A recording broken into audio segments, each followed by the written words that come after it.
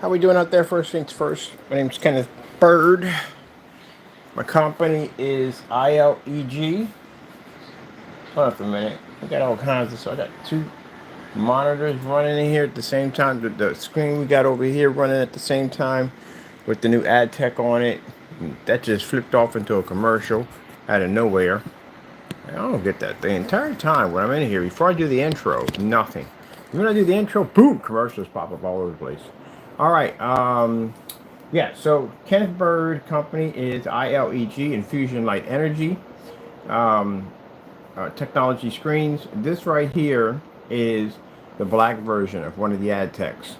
So this one we are dubbing it the name ILEG, and this will be our Infinity Transparent Black. This will actually be a projection screen, more like for home theater, definitely for home theater. The transparent screens we do have a front projection. We do advise them if you're going to be using them basically for projector applications, you know what I mean, for either going to use them for long throw, ultra short throws, we're going to use it, you're going to do the lens shift application. But if you're going to be using it for that, we're going to have a bunch of information on that, explaining the screens, everything about it. We literally have to build, because there's so much information on this stuff, we have to build a what do you call it? I can't think of the name of it. Show page for it has to be built for it, because there's just so much information on these screens. You get different calibers of them. There's ones for gaming. There's one for outdoor use. Well, they're all done for outdoor use, but the ones I would use for outdoor are the ultra black ones. These are the ones that were fantastic because you can put any projector behind it. You don't have to worry about the whole problem with any lamp glare coming through because it cancels it out. If you want to see my experience level in black technology, rear projection black technology, go to my YouTube channel, type in black rear screens, and you'll see all our information pop up. All right. AdTech also too has a fabric screen because that'll come in handy too for basically much larger applications. Screens are going to be way over the 4x8 surface like we did in the smoke shop. We showed the fish through the window. That was a fabric AdTech. All right, so let's show you what we got here. Now, this application was rolled on. We don't advise you roll the black ones on. You can't roll the black ones. We'll roll them on because again, well, sorry, spray them in because again, we are the only ones who have access to this screen paint. Only way because that's what it's being developed for.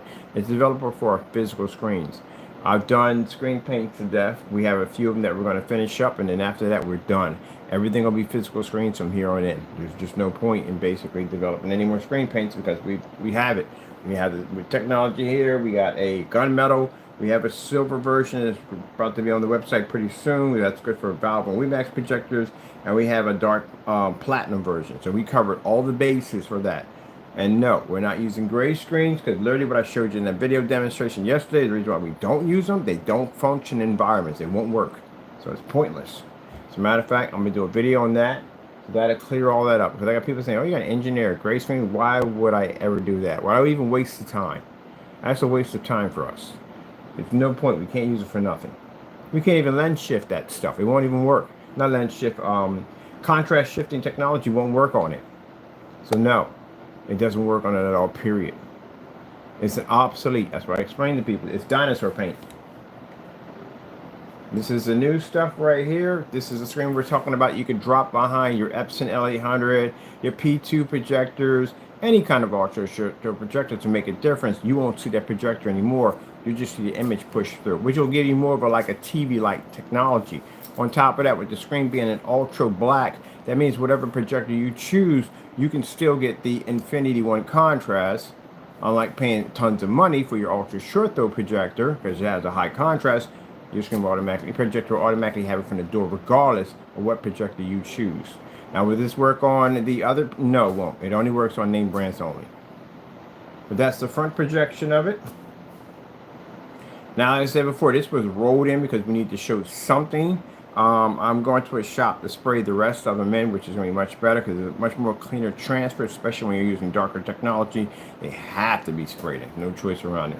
Unlike the transparent surface over there, much easier. You can roll it in, but I'd rather prefer spraying them in. Trust me.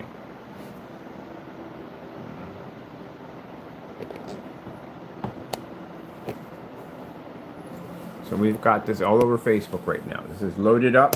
Like I said, when I do my videos, they're loaded up everywhere. We load them on the website. Matter of fact, these are going on the website today. These, and I got to shoot some certain ones. We have a section of the website we're going to go to. They're going to be on this website, the other website. They'll be on the gaming website.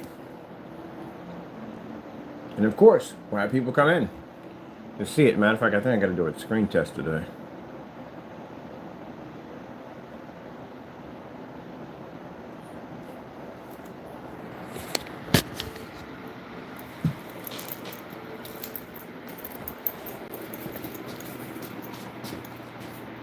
Pretty cool, huh? Yeah. We specialize in this field. It's what we do. I mean, I do rear projection technology. I've been doing it for quite some time, a very long time. So I would know what I'm doing in this field.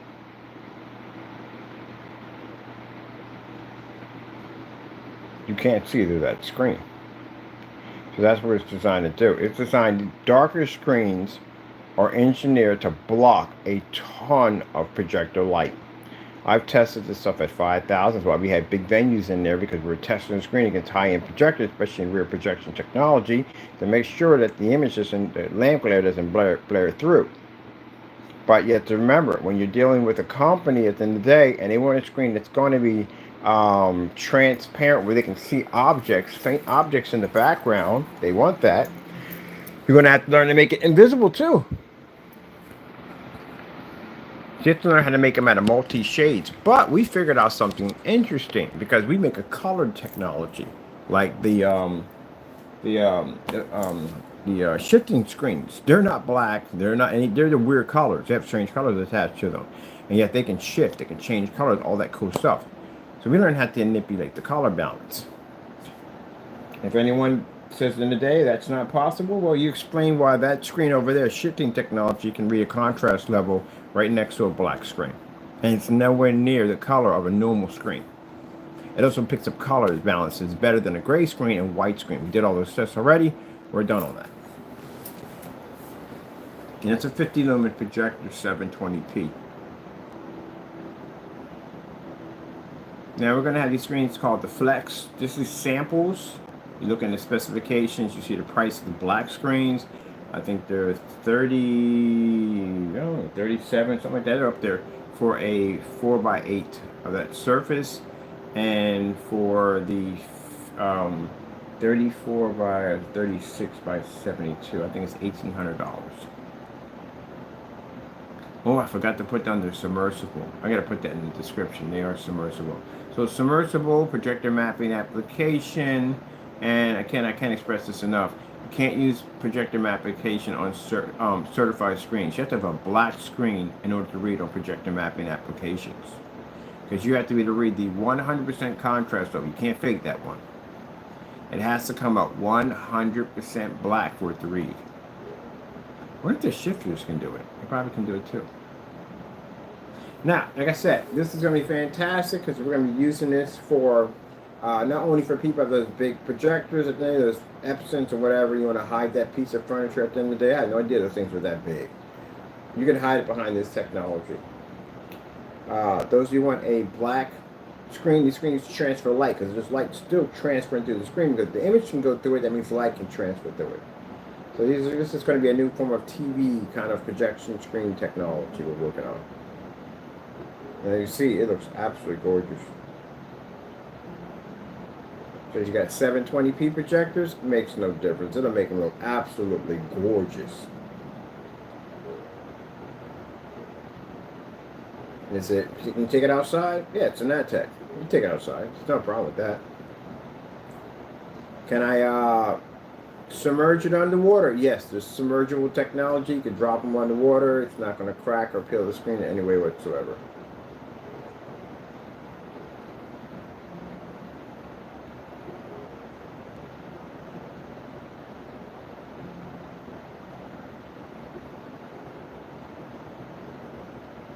How sharp and vivid the image is.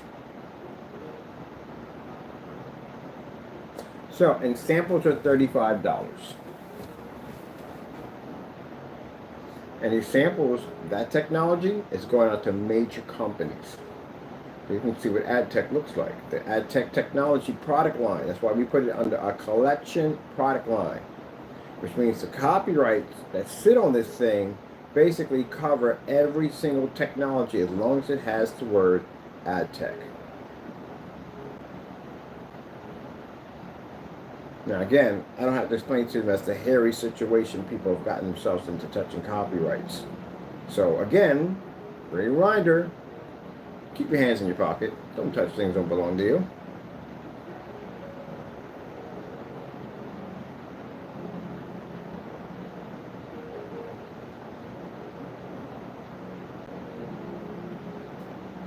That's why I sit here and say we got to work on this because I never know what tomorrow's going to bring. Get up, and I came here and I saw the black technology. We got to show this thing off. We got the stand bill for it. I'll show them all. So we got 2 more samples at the bottom. The clear ones that haven't been coated yet. One's going to be a gamer. We'll be showing off the gamer technology version of a front transparent technology. And we'll be showing off, let me see, AdTech, gamer, black. Where's supposed to be a fourth one of these? Oh, the blue. Yeah, the blue. The one that's going to be used for fish tanks, holograms, all kinds of crazy stuff you can do with that stuff. And if you notice, you read the specification sheet, it says interactive technology, which means what some of you don't understand is, never mind, forget it. There'll be too much information in that one. We'll have to write all that down. There's a certain surface you need to actually interact with a laser system. Like the projector mapping, they don't run on everything. There has to be a certain application to get those to run.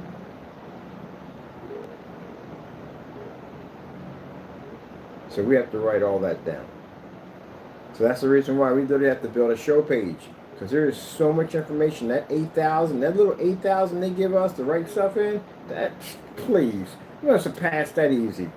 Easy surpass that. That's why I said, if they haven't, you're talking about a projection screen paint. Do you have any idea how much information is embedded into that? Talk about that product. It is a lot. You can't just have works well with 4K, 1080p, looks great, has great color. No. What the frick are you writing down? That's like you basically getting the book on what? Using an atom smasher. And it just says smashes atoms, smashes them good, smashes them right, smashes them today, smashes them tomorrow. You're like, what the freak? What did I buy? I wouldn't even dare smash an atom on that thing. Atom splitter, atom smasher, whatever you want to call it. But either way, not good. If the instructions or anything that is describing the technology comes out like that. No way in the world would you go near that. Or let's put it in a way where perspective anyone can understand. You buy a TV that says TV. That's it. You remember the no-frills food back in the day? Those way back in my era would remember this. Certain people don't remember this. They had before you had the colors and stuff all over the packaging, it used to be black and white. It used to say potato chips. Nothing special, just potato chips. Oh man, I remember that too. Just a white package with black writing, potato chips. Everybody knew you was getting no frills because you couldn't basically, that really happened. So that's like you buying a TV and it says TV on the box. Doesn't say if it's 4K, 720p, 1080p. Doesn't say anything, specifications, what it has, nothing, just TV. Yeah, there you go. So when I read through specification sheets on invisible technology, and I just see front and rear compatibility, that's it? That's all you're giving me? It's so much you're supposed to know. We literally had to build an entire page for this stuff because there's so much information. Different caliber projectors. Different caliber projectors that are used on basically different surfaces. You got lighter surfaces. They require shifting, lens shifting projectors. They require ultra short throw projectors with lens shifting capabilities because it's very important when you're using a clear screen. This is very important. What is the viewing angle on a clear screen? Because a clear screen, mind you, you're transferring image through this thing at the end of the day. The image is going to be a lot fainter than an image on a surface that's going to be solid and lighter. So how well does the image pull up? Are you going to get 160? Are you going to get 150? Are you going to get 180? Or are you going to have 80 degrees? What are you going to pick up? What about outside? How does this thing transfer outside? All that information literally has to be put on there. Application technique to install the screen. If you're doing it, if it's already pre-coded, what type of sprayers, don't use this roller, don't use that roller, what roller application will work, what size screen can you use before the roller starts leaving streak marks or imperfections that may transfer to the opposite side. So you may be able to do a size like this. We could get away with a size of 10 inches by 8 by 12 inches. We can get away with that, barely. That screen over there, which is actually 24 by 36, we could barely get away with that. Anything higher than that's a nightmare. So we know that from the door. What happened? What about the transfer rate between the image and the screen itself? Now, if you paint both sides of the screen, which I showed you with the container over here, which if you paint both sides, is the image going to hit one side and transfer through the other? Chances are, no, it's not going to happen. There's going to be a distortion in between that transfer line.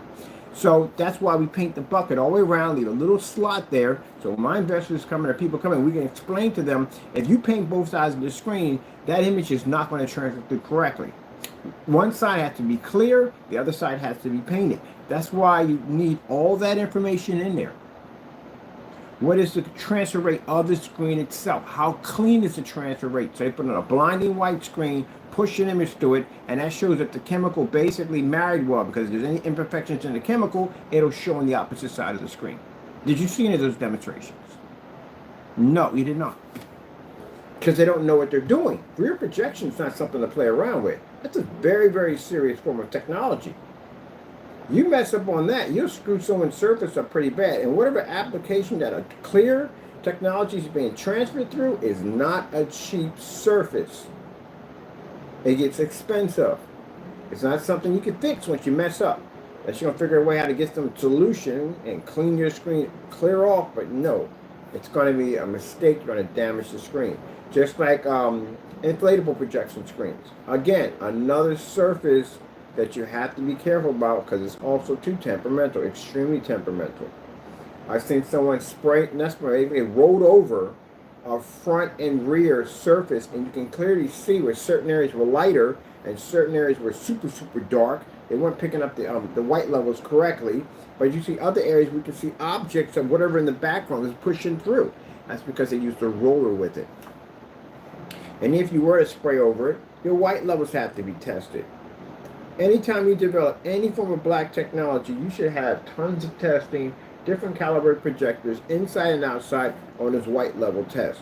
You have to have black paint itself laying against your screen to make sure your product is not matching any form of black paint. I'm not talking about one demonstration. I'm talking about tons of demonstrations. And you'll be doing fabrics, and you'll be doing films, and you'll be doing different types of paints. You'll be doing all that stuff at the end because you have to debunk all those theories.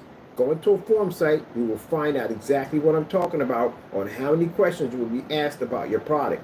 So if I go to your site and I look up for these tests and we don't find them, your stuff is considered to be trouble. And that means that we can drag into a courtroom. Anyone can drag in a courtroom because they will challenge your stuff. You think I want to challenge it? There are plenty of people that will challenge your stuff at the end of the day. So you can't live in this make-believe fairy world of unicorns and sugar plum fairies and whatever nonsense going on. You have to have your stuff tested. Because if you bump into somebody like me, and there's millions of my kind on forum sites, you're in a lot of trouble. Because they will go through your site, they will buy your stuff without you even knowing, and they'll test your stuff on that forum site. So you better be legit. You better know what you're talking about. You mean making stuff up along the way. Consumer fraud, right there in front of the door. Got to be to back your stuff up. So that's why we're very thorough about our test. That's why I tell customers, mostly companies are going to be looking for this stuff.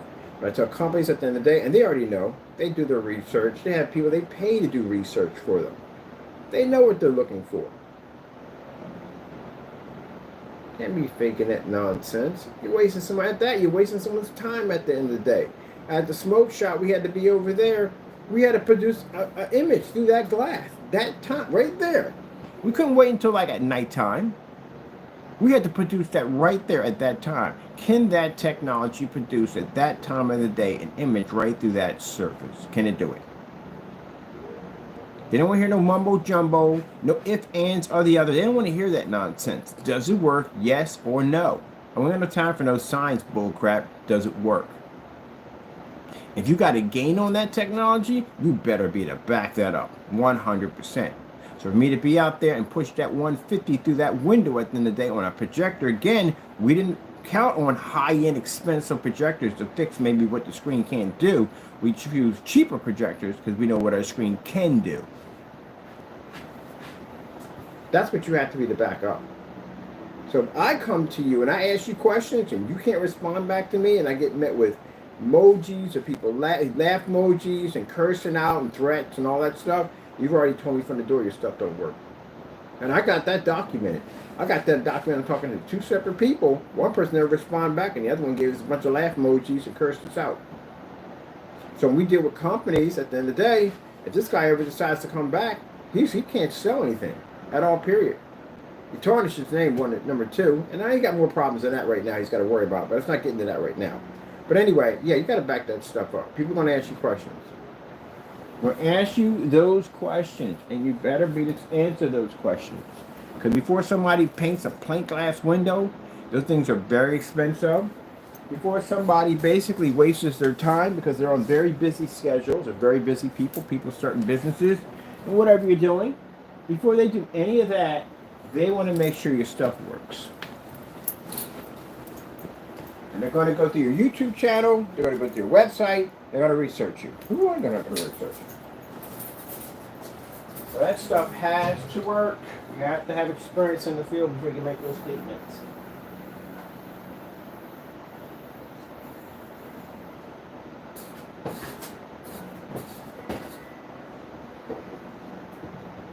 Anybody in the field, the first thing they're going to ask you, whoa, took that.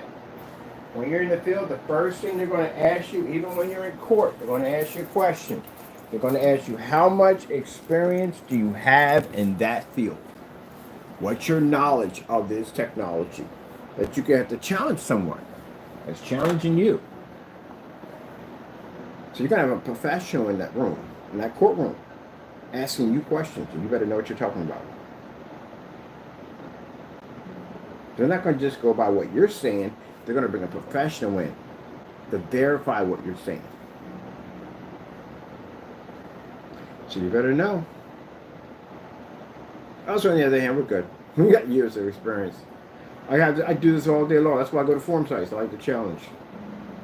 They're professionals and they're high professionals in forum sites. When they saw the ad tech absorb that sunlight, yeah, they had so many questions, it wasn't even funny. Like, how the frick is that even possible? Like, you got a screen to absorb sunlight? Like, how does that even work? We can't tell them how it works, but they're looking at it. At first, they thought it was fake. They didn't think it was real. But then they saw dozens and dozens of demonstrations on it because we did it all hours. That's why they get tons of demonstrations on this. Because you do one demonstration and that's it. Why would someone just do, if you have a technology that does something crazy, why would you only do one demonstration on it and then cut it off from there? And never do it again, ever. Unless you faked it. But if you've done this dozens and dozens and dozens and dozens of times, and there's just tons of videos on your account on rear projection technology, which pop, yeah, this guy knows what he's doing. He's been doing this for a while.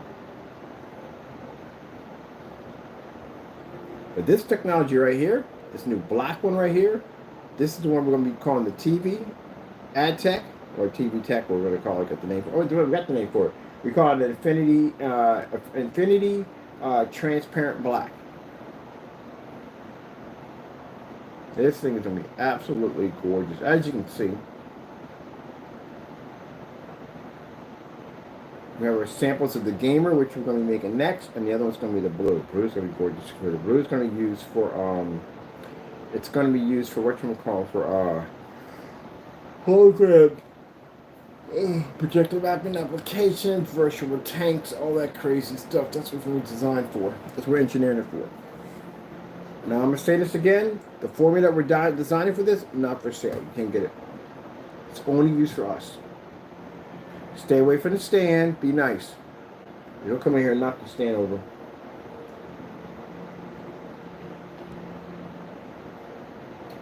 Oh.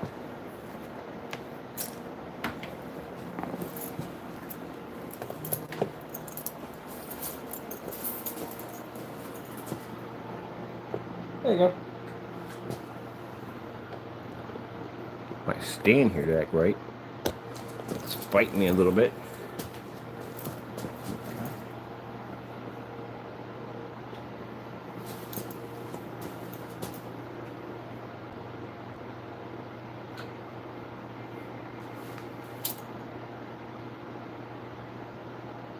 Now, I know we got individuals right now. It eats your lunch a little bit, doesn't it? Burns you up a little bit. Well, hold on to your horses. We got 3 more of these technologies developed.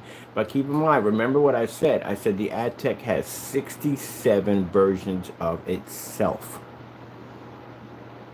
This is only what? 1, 2, get the other one, 3, 4, 5. There's only 5 of them.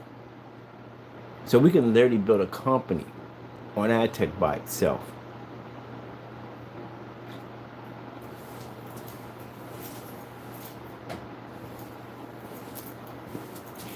It also can generate in fully lit environments. Now, that other technology has something called an invisible, what do you call it? Invisible contrast shifting technology. It's an invisible black technology sitting on top of it. This one has an unbelievable heightener technology on it. All brand new.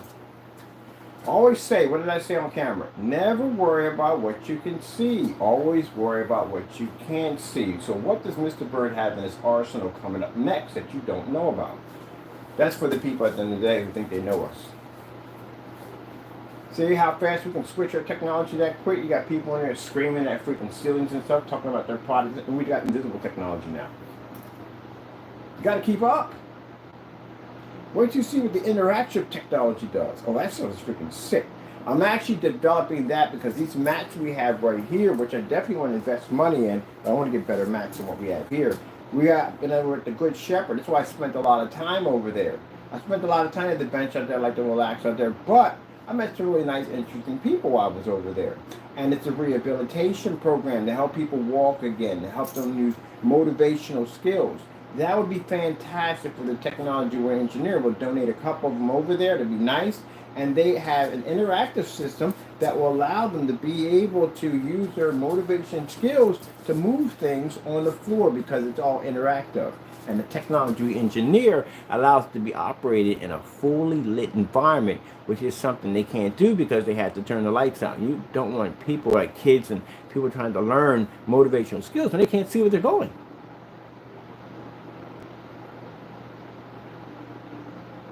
Also, too, for the DJs, at the end of the day, we're engineering something for you, too. Because since we deal in rear projection technology, man, imagine having this visual party screen. So for DJs, bands, all that stuff, yeah, we have a new technology engineering for you guys. I told you, I plan to cover every single base when it comes to our projection technology. Not just home theater. We're going to go way beyond that. If I want to just market for infinity screens, the ceilings, at the end of the day, the infinity ceiling, we can do that. Because we have that technology. We got proof of videos. We can have lights on easy. But we want to market for advertising technology, including advertising covering buildings, advertising for car lots, and put screens in the windows. They can be cut and manipulated to fit in those windows and operate on projectors. Heck, even food trucks, we can cover that too whatsoever. Gaming technology, man, we've done everything from ceilings to wherever you can name it at the end of the day, floors, the whole 9 yards. We can engineer technology for that too. Projector mapping applications, we've done that already. Interactive technology, our stuff can read to that. You know, stuff you can take a laser pen and you can write on one of our screens. Had a customer do it for us. I'll post the video. Yeah, she did a demonstration. She wrote on one of our screens. I was like, what? She said, yeah, your screens can write with lasers. Yeah. See, that's what I love about my customers. They test their stuff. We don't have to write stuff on the label like, don't do this and don't do that because it might not work. We don't have to go through that crap. Submersible technology. Having a screen that you can submerge underwater. That's that new technology, that blue technology working on stuff is crazy. Virtual fish tanks. Heck, and keep in mind with the whole infinity system for the ceiling, we have the ability to turn, you have the ability to turn the ceiling to anything you want. So instead of spending $10,000 to $20,000 to look at the same star system, or if it moves, the technology we have, you can change it to anything you want. You can have clouds roll across your ceiling if you want and have all your lights on, including paint the screen in at the same time. And still have all your lights on. And open up a few windows while you're at it. Outside. Now the outside home theater is huge. You got inflatable projection screens, and our people spend a lot of time out there, backyard events, all that cool stuff. Our black technology, which we've proven time and time again, on the Chrysalis site that has one of the biggest displays on outdoor projection screens. We can see everything from 50 inches 25 inches, 150, 180, dual 150 inches, 200. Yeah, we did all that. Inflatable projection screens, all that stuff. And we didn't have to wait until nighttime in order for that to work. Some of those were done at somewhere between 4 o'clock in the evening. Yeah. Ultra short those, long those, picos. I have a demonstration on the AG47 outside at 50 lumens outside. So even our silver technology is more advanced. Oh, speaking of that, we do make a silver technology. A silver technology that we tested that pretty much generates a white level literally so high, well, it turns gray orange. Much like that invisible stuff does to a gray screen. It turns it yellow. Saw that in the demonstration, right? That's pretty cool, right? We make a platinum technology. We specialize in gunmetal technology. As a matter of fact, other people can say, well, we have gunmetal. Actually, technically, you don't. You have charcoal gray. And in order for you to say you have gunmetal, you have to be actual gunmetal, as in the diamonds, as in the elite screens. Those big companies, you're having to take those guys down before you can actually make that statement. Because any form site you go through, someone has one of those screens. The first thing I'm going to ask is, can I see that demonstration, please? Because I spent a lot of money for this screen. You're going to tell me at the end of the day that you have a screen paint to take on a physical screen like this? Yeah, you got to back that up. And since they can't, well, they don't have it. We do. We've done the test already. That's why we had all the sample sheets over here. What else do we cover? All right, so yeah, we got the trade show technology we're working on. Those of you who want to go to trade shows, you want to show off your wares, so you have a bunch of brochures, clutter your table, you can literally turn your table into a commercial. You can turn the bottom base into a commercial if you want to. It's up to you on how you want to do that. Isn't that pretty cool, huh? Can you imagine this? This screen right here being at a trade show where you're selling off your product. And we got a trade show set up for these things. They're probably roughly going to be a little higher. They're probably going to be around 36 by 36 setup. They'll have the little feet at the bottom. You can put your projector behind it. You can have all the light you want. And your trade show will not affect the screen in any way whatsoever. As you can see, that's why I like being in the commercial lighting in here. And as you can see that big light right here. See how I see that the light that hits my screen right here? It's pushing light right through the screen constantly all the time. So light's going back and forth through the screen at 50 lumens. And it doesn't affect it. So that means if you're going to do a little presentation on your product, you can bring in one of these small little projectors like this and you can operate. If we could do this at 50 lumens, imagine what a projector of 100 lumens, 150 lumens, heck, a whopping 500 lumens will do. Easy cakewalk. Now, as for the desk, we have these new screens we have. They're going to be flexible, something you can attach to your desk very easy. Just lay it on like a little yoga mat and allow you to use small projectors in order to project images onto your desk, and it also works with an interactive technology. It's a company that we're interested in. We've bought their technology to match it with our technology over here to show that basically that how we can utilize their business technology for interactive software and basically our technology to be able to get rid of your monitors and just use your desk as your screen. Wouldn't that be fantastic? I got everybody in the office so excited about that one. This will change your office completely. So you're doing a presentation on a TV, you can do a presentation on the panel systems which we developed. You got the panels. The panels, this is the different one. This is actually the Black Star. This is one of our most advanced black screen paints. But the panel system allows you to build your screens at will. They're flexible. They're designed that you can basically cut them and manipulate them if you're using it for projector mapping. If you want to cut out little butterflies with it, you can basically do that. It's a screen at the end of the day, which means if you've done projector mapping applications, you know that you can put multiple application layers on surface. If I want to put fire on this side, I put water on this side, I can do that with projector mapping. I can do multiple layers and stack them onto one surface. And that comes in fantastic if you design a huge, beautiful butterfly with all these little details, and every time you cut a detail, that's a screen.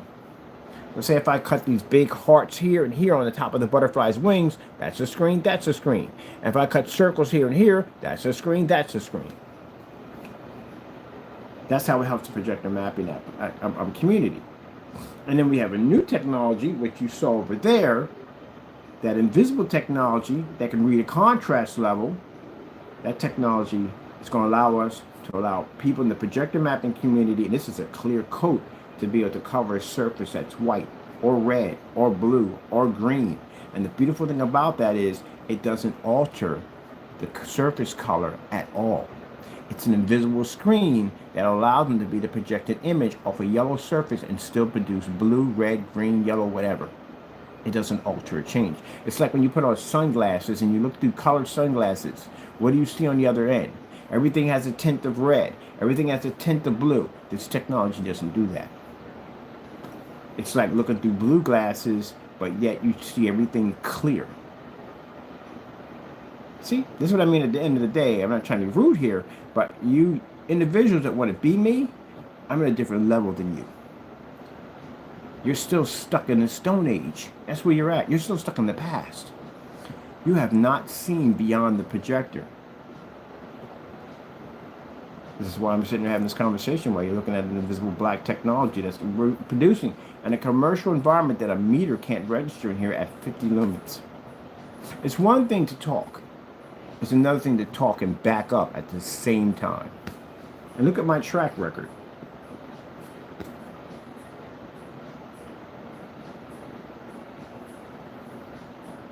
So just to show the YouTube community where we stand, the demonstration I did with the fish at 120,000 lux of sunlight, it's a challenge today. Complete it. There's no excuses. Go outside in the sun and play. I bet you won't find anyone matching it. We expect to see the links at the bottom of the video. Now, if you feel you want to put something down there stupid, that's just you at the end of the day. That hurts you, it hurt us. Just shows you can't do it. So there's your challenge today. Complete the video. All right, look, that's the lighter edge of it all. I told you, when we were in the garage, what did I say? I was very clear about it. I said, when the ad tech launches, when it shows itself, it's over. That technology is designed to do things on a complete different level than any other screen. Now, I'm talking to not to the customers, I'm talking to the people who make these products. Did I not say this in that garage? What you think, I didn't have the capability to do it? Did you not see my track record on what I do? You don't research me at the end of the day? I don't think you research me. That's the problem. If you research me and you realize the kind of stuff that I do on a daily basis, you would know exactly what you're dealing with.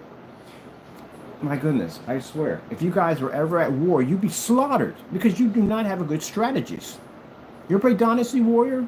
You know what you pay for in Dynasty Warrior? A very good strategist. Because the strategist in the day means the difference between your army going in and coming back out.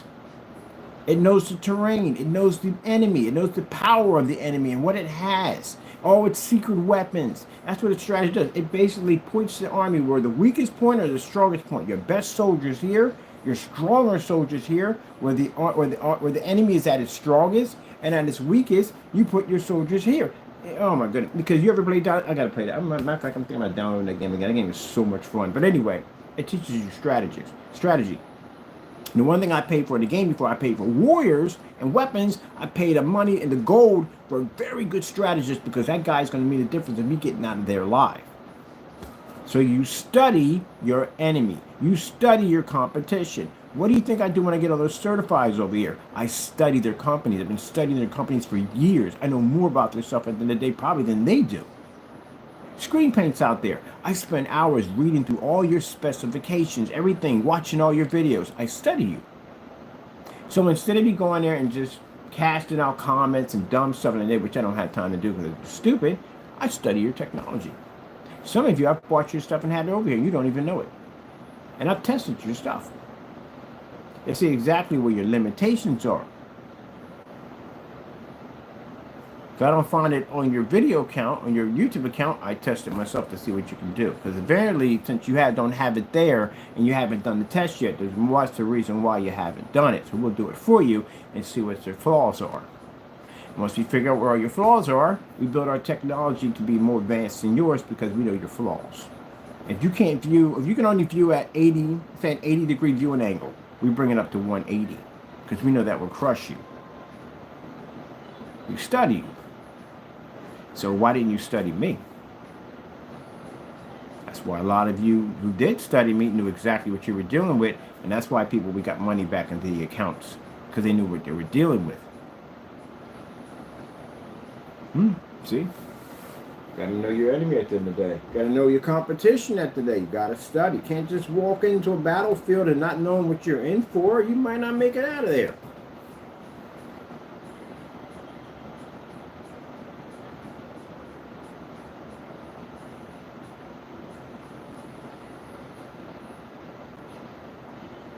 So with that being said,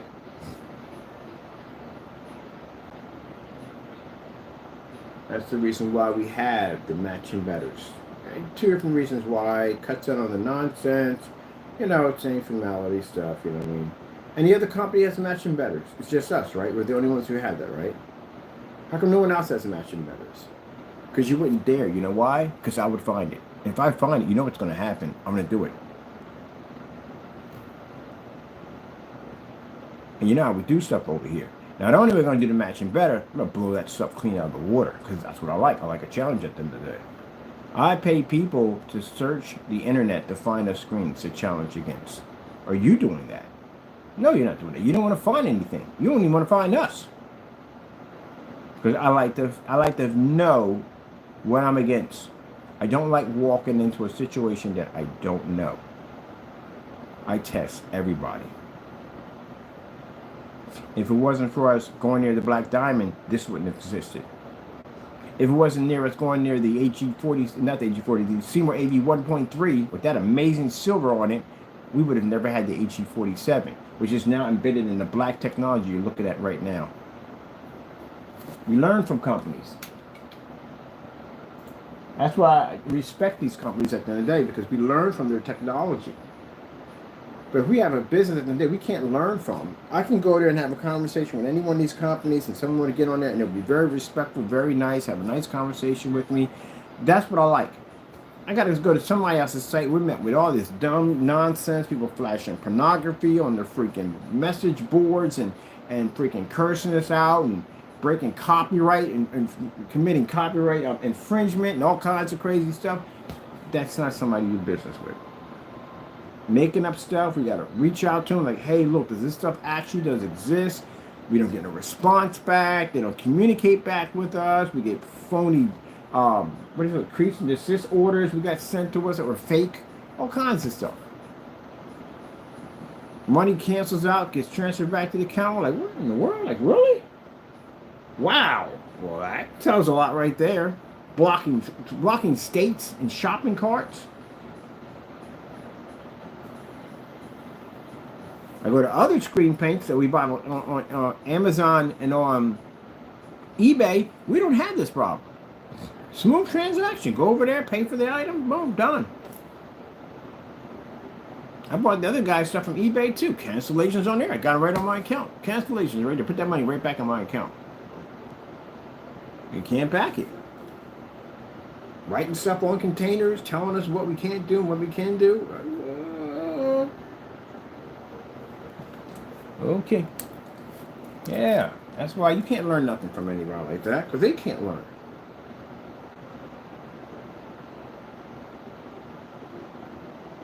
And that's why I like to deal with companies we can learn from. Companies who, at the end of the day, they can learn from us, we can learn from them. Because Diamond has a black screen.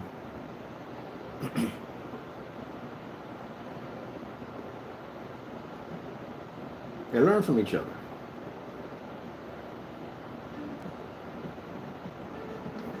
I'm also here to learn, but I'm also here to make sure that my technology is more advanced than everybody else's. That's why we keep pushing the bar. We're already light years ahead of everybody else, but it's not enough for us. We want to make sure we're so far ahead. You know, like having a leading dashboard. You want to make sure your score is so far up there that no one can get to that score for years to come. Or like from back in the day, if you played any of the arcade machines, you know what that is. You type in your name, especially if you want it on every single machine, you want your name up there, AAA. That was mine, was AAA. And you want to put that score so high, it's like, gee whiz, look at who got the top score. Wow, that's way up there. They would have to work to get it. You're going to have to work to get here. Mind you, keep in mind, we can develop technology in 20 minutes. All this technology right here was developed within days. Hours, minutes to develop it. It takes a company years to develop one screen, and we can develop an entire product line less than 3 days that does this. So what are the odds of you catching up to us? There you go.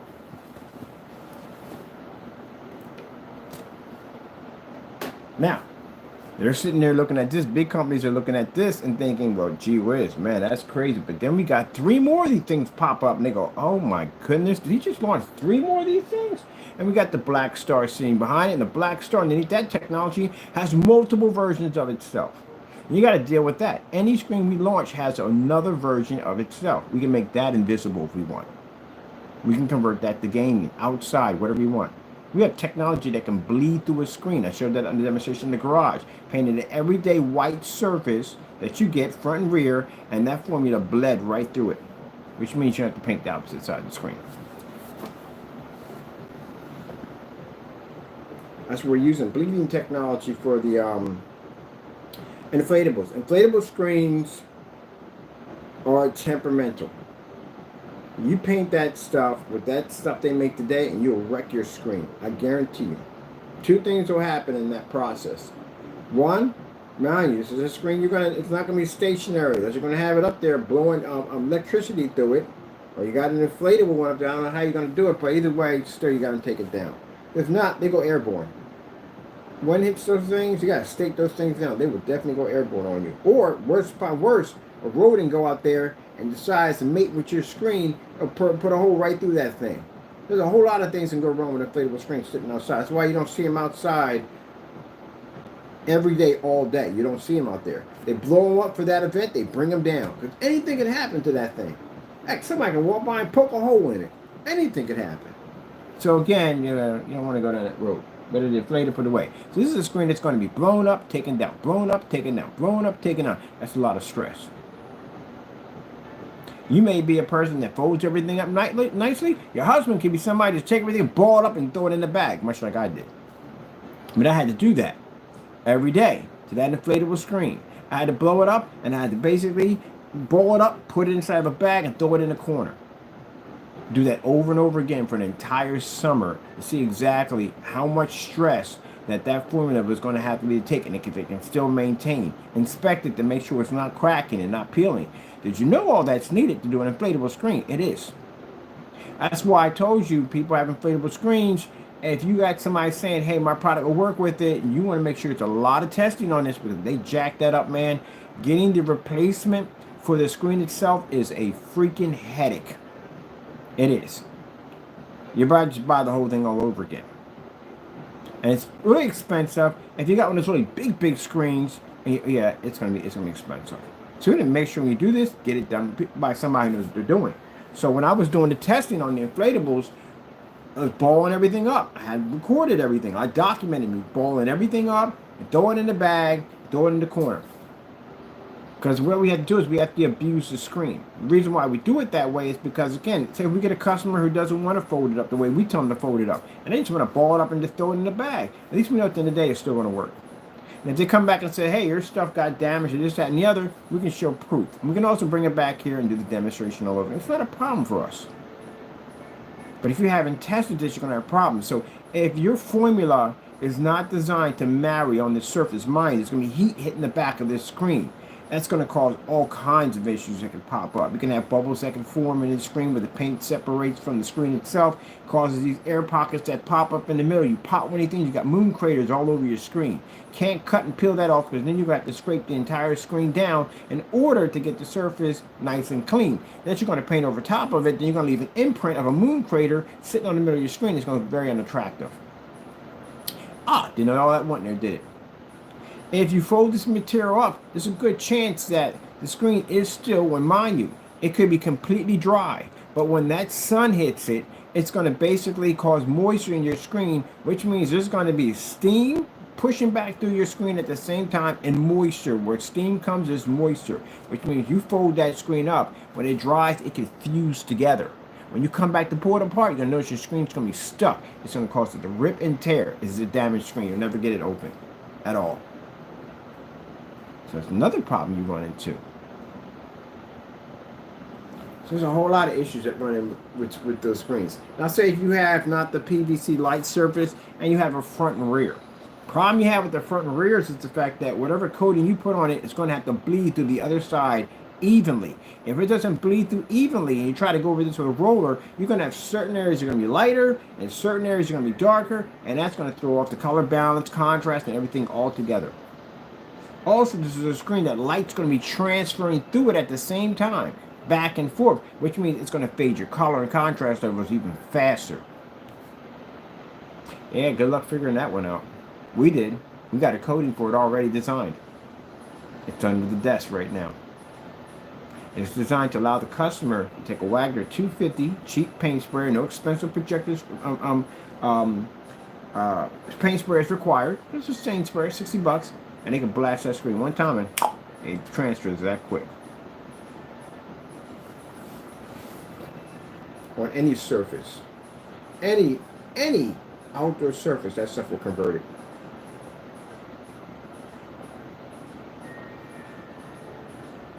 Now, what I just explained to you about the inflatables, have you heard any of them say that in any of the videos what I just mentioned to you?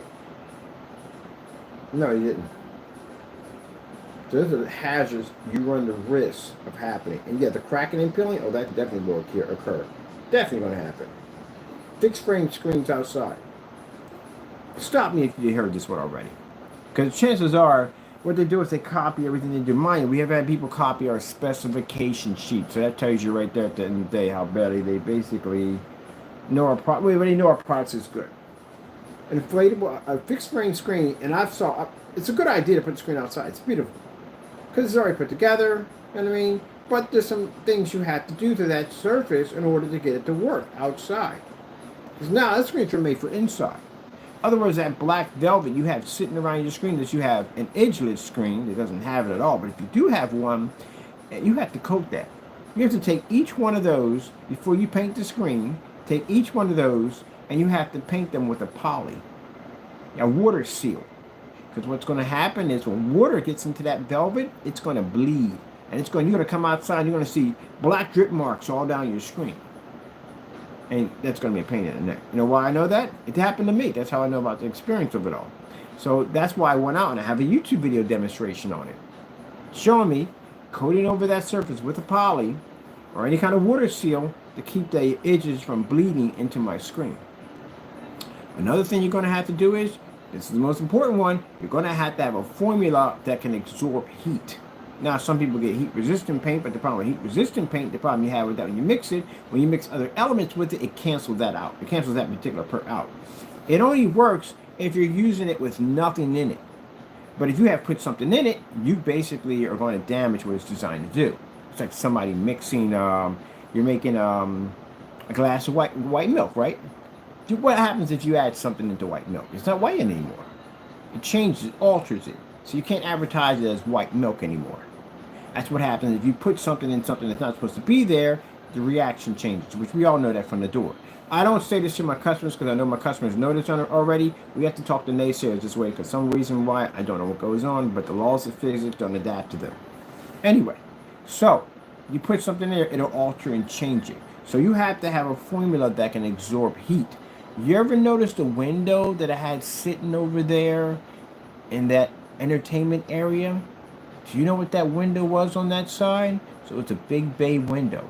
And on that side, the heat would constantly hit that side of the house. That's why when I had the Lightform system, the Lightform system with the EcoFlow system, I had panels outside the window because the heat always popped up on that side of the house. The house is fantastic with solar power, and the heat always popped up on that side. But the interesting thing about the window was the window was used as a test for transferring heat.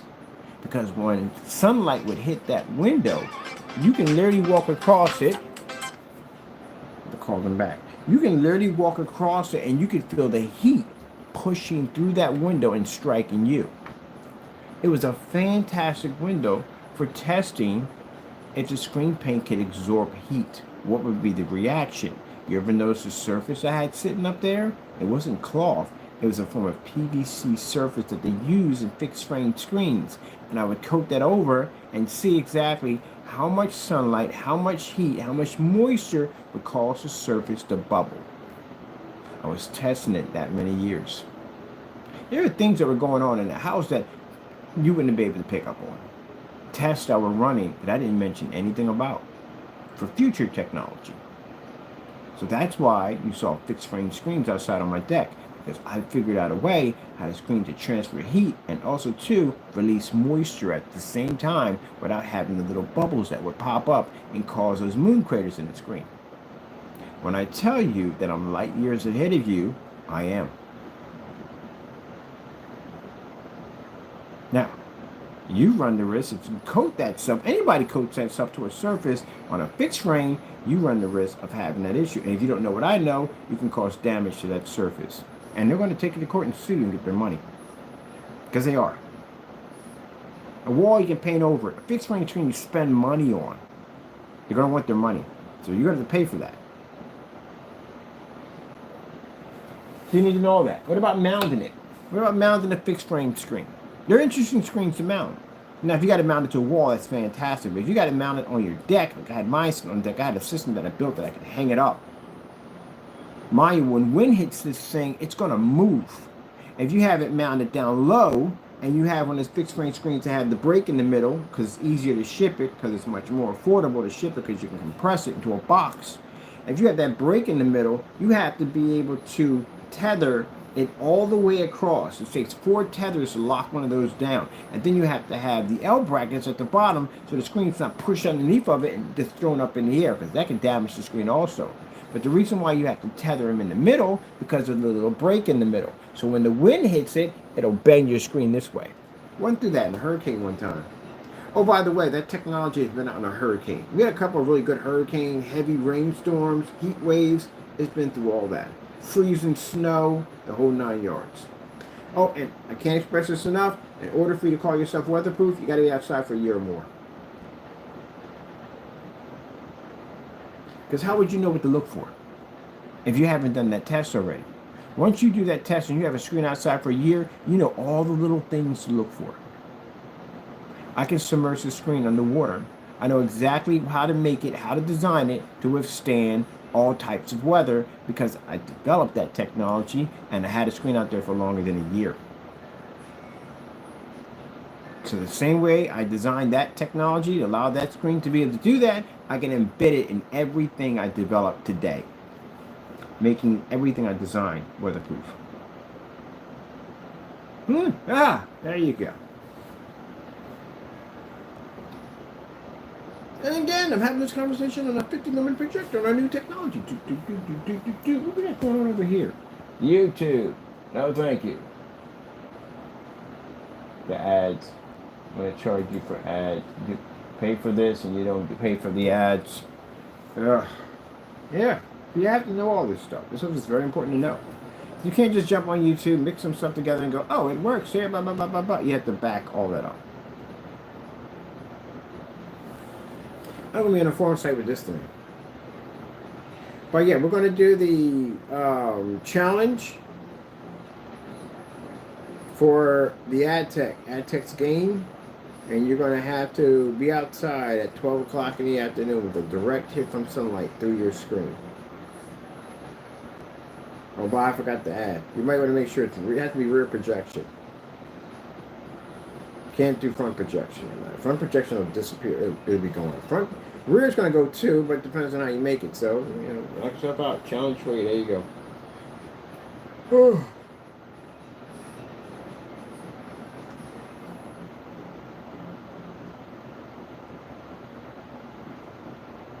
Nothing can stop me. I'm all the way up. So then, my customers and investors are going to have ball with this stuff. This is why I sit there and say at the end of the day that my customers get the best when it comes to technology. If you don't have our stuff, you ain't got the good setup at the end of the day. We got a gray screen, we're going to run with that stuff. That stuff won't even function in here. Got a white screen? Yeah. Certified? We can beat those screens easily for far less. No expensive projectors, none of that. No calibrating, none of that stuff whatsoever. My customers got the best. My customers can go to any forum site and say, hey, look, this technology here was developed by name by Kenneth Bird. They know me over there. Even certifieds know me. We stand behind our product 100%. You will never, ever see a cancellation from me. Oh, by the way, speaking of cancellation, someone made that statement. You already know we're coming for you already from the door. Don't do that. Don't ever, ever put my name in something saying that I said something I didn't say. Yeah, I'm definitely going to, I got to take a report for that. You don't say that. That's my name at the end of the day. That's what I do. That's my business. That's my reputation. You're messing with my reputation at the end of the day. When you make a statement that you said that I said something that I didn't, I'm definitely going to take you to court for it. Never say that I canceled out. Ever. He made a mistake on that one. I made sure he paid for it. I got him to cancel out 7 times and transfer money back to my banking account, even on the samples. Don't do that again. I'll definitely embarrass you. Oh, I forgot. I got to print those out. I got a book to make. I got people coming in. I want them to see. I'm going to put on a nice little pedestal. I'm going to have a cancellation, have their names written on both of them. Be like, what's that all about? I said, oh, right there. That's some people on YouTube who thought they were going to beat our product, talked all this trash and everything. And we got cancellations on them. We made them cancel out so bad we made a book out of them. I'm going to use it as a showpiece. Your cancellations is my trophy. So put it right there. Put a nice little box. Get a little light on top of it. And people are going to ask questions like, what's that for? What is that all about? Oh, yeah, I got to tell you about this right here. You're my trophy now. Wish I could have got one of the cans, too. Should have kept one of those cans.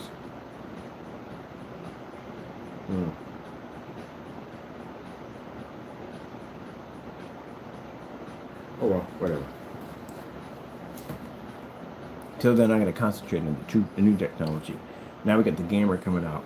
And we get the hologram. That blue is going to be beautiful. I got somebody trying to buy the blue already. He's a customer. He likes our blue technology.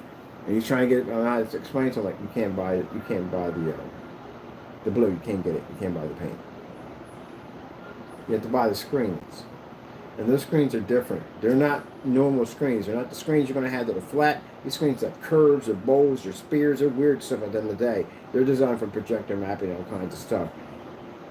Once I hook up with my buddy who's does the 3D printing, he's the one that's going to be working in that field with us. He's going to be printing out some weird, crazy, strange screens used for that particular form of technology. Yeah, that's going to be pretty cool, too. Now, he has a company. He definitely has a company. He's not somebody who's doing it on a garage, or you can do that in a garage. You're better off using that stuff, using a 3D printer in a garage, a detached at that. Because again, you know, you can open up the door, the tons of ventilation in there, but you don't want to be processing. I mean, if you're doing a few prints here and there in your apartment, there's nothing wrong with that. But if you're running a company and you're constantly printing, oh, you can shove a lot of trouble for that. You definitely got license inspection going to hit you with that. That's a chemical at the end of the day, constantly being burned.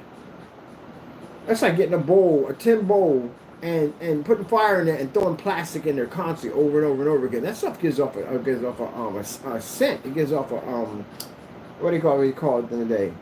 It gives off hazardous material. It's a plastic that's being melted. So of course, yes, it does. But if you're doing a couple of prints here and there in your apartment, your house, that's okay. But if you're doing it as a business, where you're doing large quantities of these, you get in a lot of trouble for that. A lot of trouble. And he has a business. That's what he does. He has a business. And you can't get like any warehouse for it. It has to be under industrial. So there's a certain kind of warehouse because it's involving chemicals. And you got warehouses for like furniture storage and stuff like that. It's a non-chemical. And if you are working with the chemical, you have to show proof that whatever you're working with is water-based or whatever it is, and safety data sheets. They got to see all that stuff before you can get that. Because again, you got to have special units out there to dispose of that stuff. Can't have an everyday trash dumpster out there. There's special dumpsters for that. And in order to have a special dumpster, you can get one of those. You got to be licensed for that stuff. You got to show a license. You have a license to work with those chemicals at that particular level. Like I said, if you're doing a few prints inside your house or apartment, that's nothing. But if you're doing a company at the end of the day, where you're printing this stuff out constantly, machines being used all the time, this is where you're going to have problems. So you have to show you have a license. Top of that, you're going to have to get a state license anyway. So definitely need that. Because you're going to need that information, the DBA, state license, and all that stuff in order to get the special equipment you're going to need, and especially disposal of any of the empty containers. You can't throw that stuff in normal trash. And heck it up, they burn out, they'll test your drains. They'll definitely test your drains to see if any of that chemical had spilled into a drain, went down a sink, anything like that.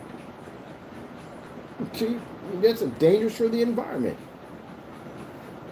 That's equivalent to you having a glass of water and someone dropping a teaspoon of bleach in it. You don't want that stuff in your water, in the water system. So yeah, that's why they got all those rules and restrictions and all that stuff up here. We got them up here. If you caught pouring anything into a drain, they find the crap out of you. But yeah, you can't run that.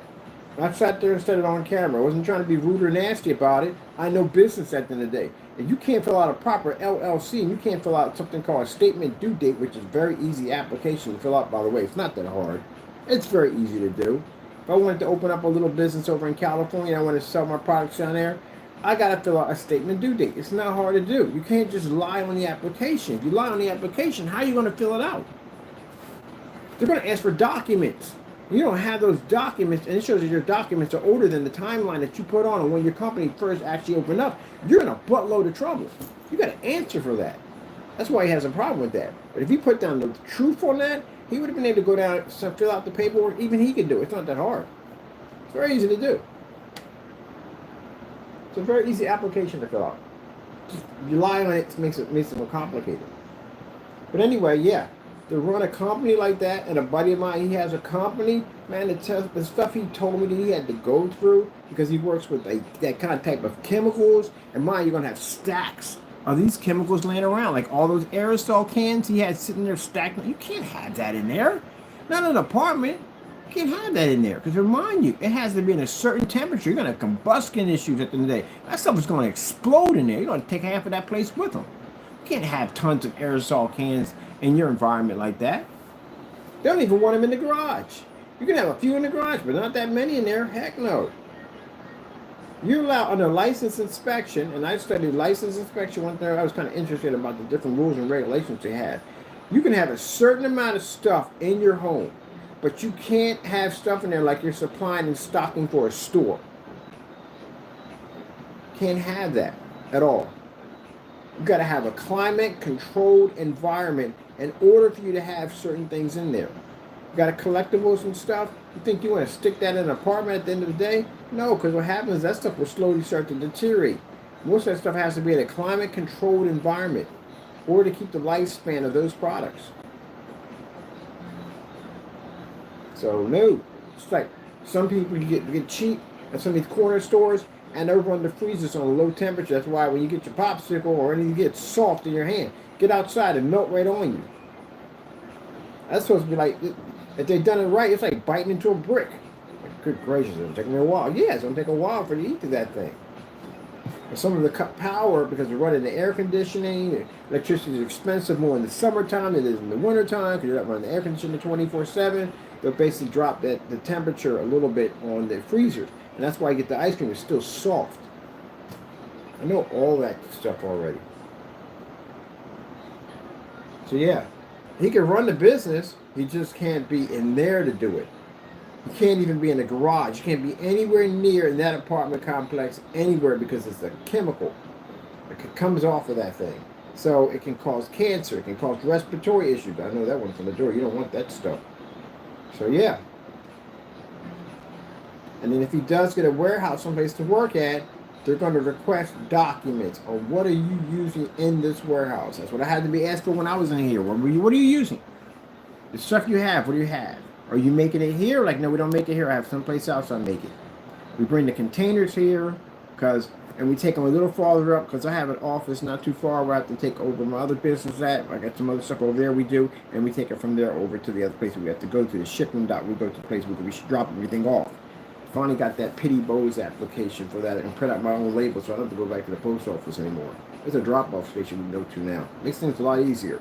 But anyway, long story short, we go through that process. We had to make sure, let them know that no, there's nothing here. You see any mixers in here? See anything like I had downstairs in the basement, in the garage? And nothing at all, period. Can't do that here. There's certain restrictions you can't do in certain areas. Now, in the garage, it's a garage. I can do whatever freak I want in there because, again, it's a garage. People work on cars, whatever. They turn them into workshops, whatever. Can't do that to an office. Different class. Apartment, you can do arts and crafts and all that stuff in there to a certain degree. Now, people have ran businesses out of their apartments, but it's what you're selling at the end of the day. If you're selling homemade bow ties for cats at the end of the day, heck, you could do that from sun up to sundown. If you're selling vintage toys, sneakers, stuff like that, that's not something that's considered to be hazardous. You're doing something where you're mixing chemicals at the end of the day, yeah, that's a problem. You can have 100 bow ties in your next room. You can have 100 pair of sneakers in your next room. You can have 100 video games. It don't make a difference. None of that stuff is going to have a problem at the end of the day if the temperature changes in the environment. You got 100 bottles of chemicals back there, you got a problem on your hands. Because now you got something hazardous that could explode, implode, the heat, the temperature, anything could trigger that stuff off. And he's in California, mind you. It's hot in California. All the time it's hot in California. So he has to run the air conditioner 24/7. If you got 30 aerosol cans in there and the temperature in your apartment, I don't know, you keep the air conditioner running all the time? Because if you go on vacation, that air conditioner has to stay on. You know, when you buy, I have collectibles and a climate control environment. You think they turn that thing off ever? No. They stay on 24/7 in there because my stuff is in there. They turn that off, that my stuff will get wrecked. So same thing. If you're storing those kind of chemicals in your apartment and you go on vacation and you turn off the air conditioner, what do you think is going to happen? A temperature in there is going to build up and those cans are going to implode and you can take half that building with you. That's how dangerous what he was doing. So that's why I got on camera and said, look, man, I'm trying to give you a heads up. I mean, I don't really got to tell you jack at the end of the day, honestly, nothing. But you can't have that stuff in there. And he was talking about moving on to bigger and better things, running a business, and you're not doing that. Screen paint's different. It's water-based. What you're using is basically water-based. But you still can't have containers of it, tons of it, stored in there. You can't have that. But still, you can have a little bit more, like maybe about, you can have about 3 or 4 gallons in there. It's not going to affect anything with 3 or 4 gallons, that's all. That's not going to be a big deal. But if you're talking about chemicals that are used for that particular machine, and I've seen it, I've been to his establishment, and I've seen where they store them at. He has a warehouse, and there's a section in the back. It's all climate controlled back there. There's different sections where they have different chemicals at, and they got the safety material data sheets that are printed up. They're right there, where it shows what chemicals are in this particular environment, what's the temperature got to be, what's the cleanup if any of it spills, so and so and so, and contact numbers you have to call, emergency, all that's on the walls when I go in. There has to be, a inspector has to see that. You go out back, and you look at the trash dumpsters. The trash dumpsters are either these bright yellow trash cans or whatever, shows this hazardous material in these particular trash bins, and for trucks not to pick these up, only certain trucks can pick those up. So you have to have all that in there. That's why you can't run it. And on your top of that, you're going to have to have a business license to sell in the state of California, whatever state you're in. You're going to have that license. Because once you don't sell online anymore, and you decide to sell out here, you got to have the license. I have my license. I went and got mine last year.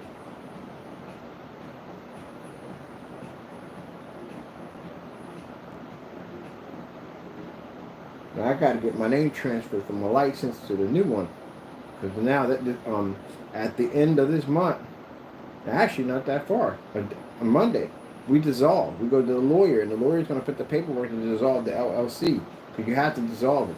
You can't just let them sit. If you let them sit, you'll get a lot of trouble. You got to dissolve it. That's why you can't dissolve the LLC, because the LLC is delinquent.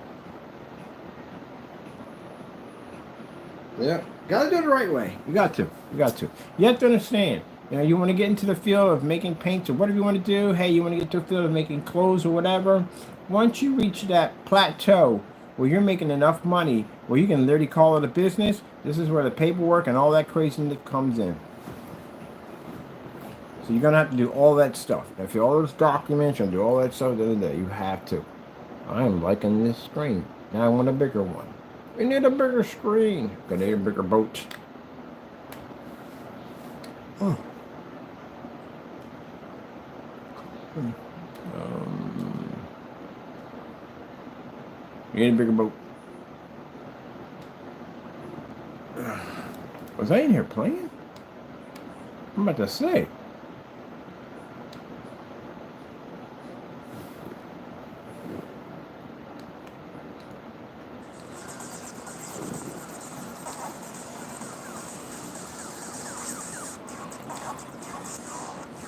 I had to transfer all this information because we changed the company out.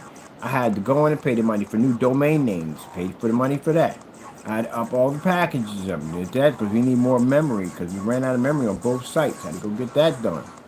I had to go change the business license over. I had to change the EIN number. I had to change the DBA over. I had to get that changed. I had to get that black to LLC, get it dissolved. The new one, I don't know if we want to go with LLC. We just might go straight and get a corporate license because that might be just much better. When we hit there anyway, might just get it done.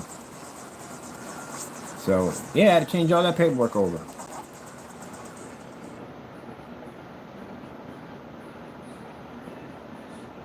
Which is much easier once you already got everything established. It's the EIN numbers have become headaches. So we got to have that number. Everything changed over because if I'm going to hire employees, you got to have that. Oh, we in this one.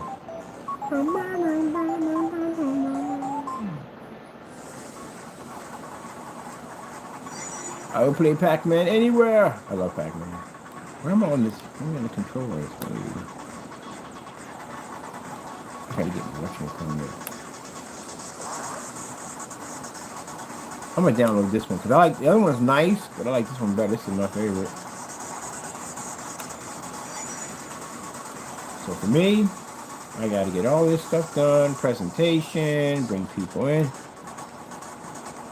get the brochures and everything done. There we go.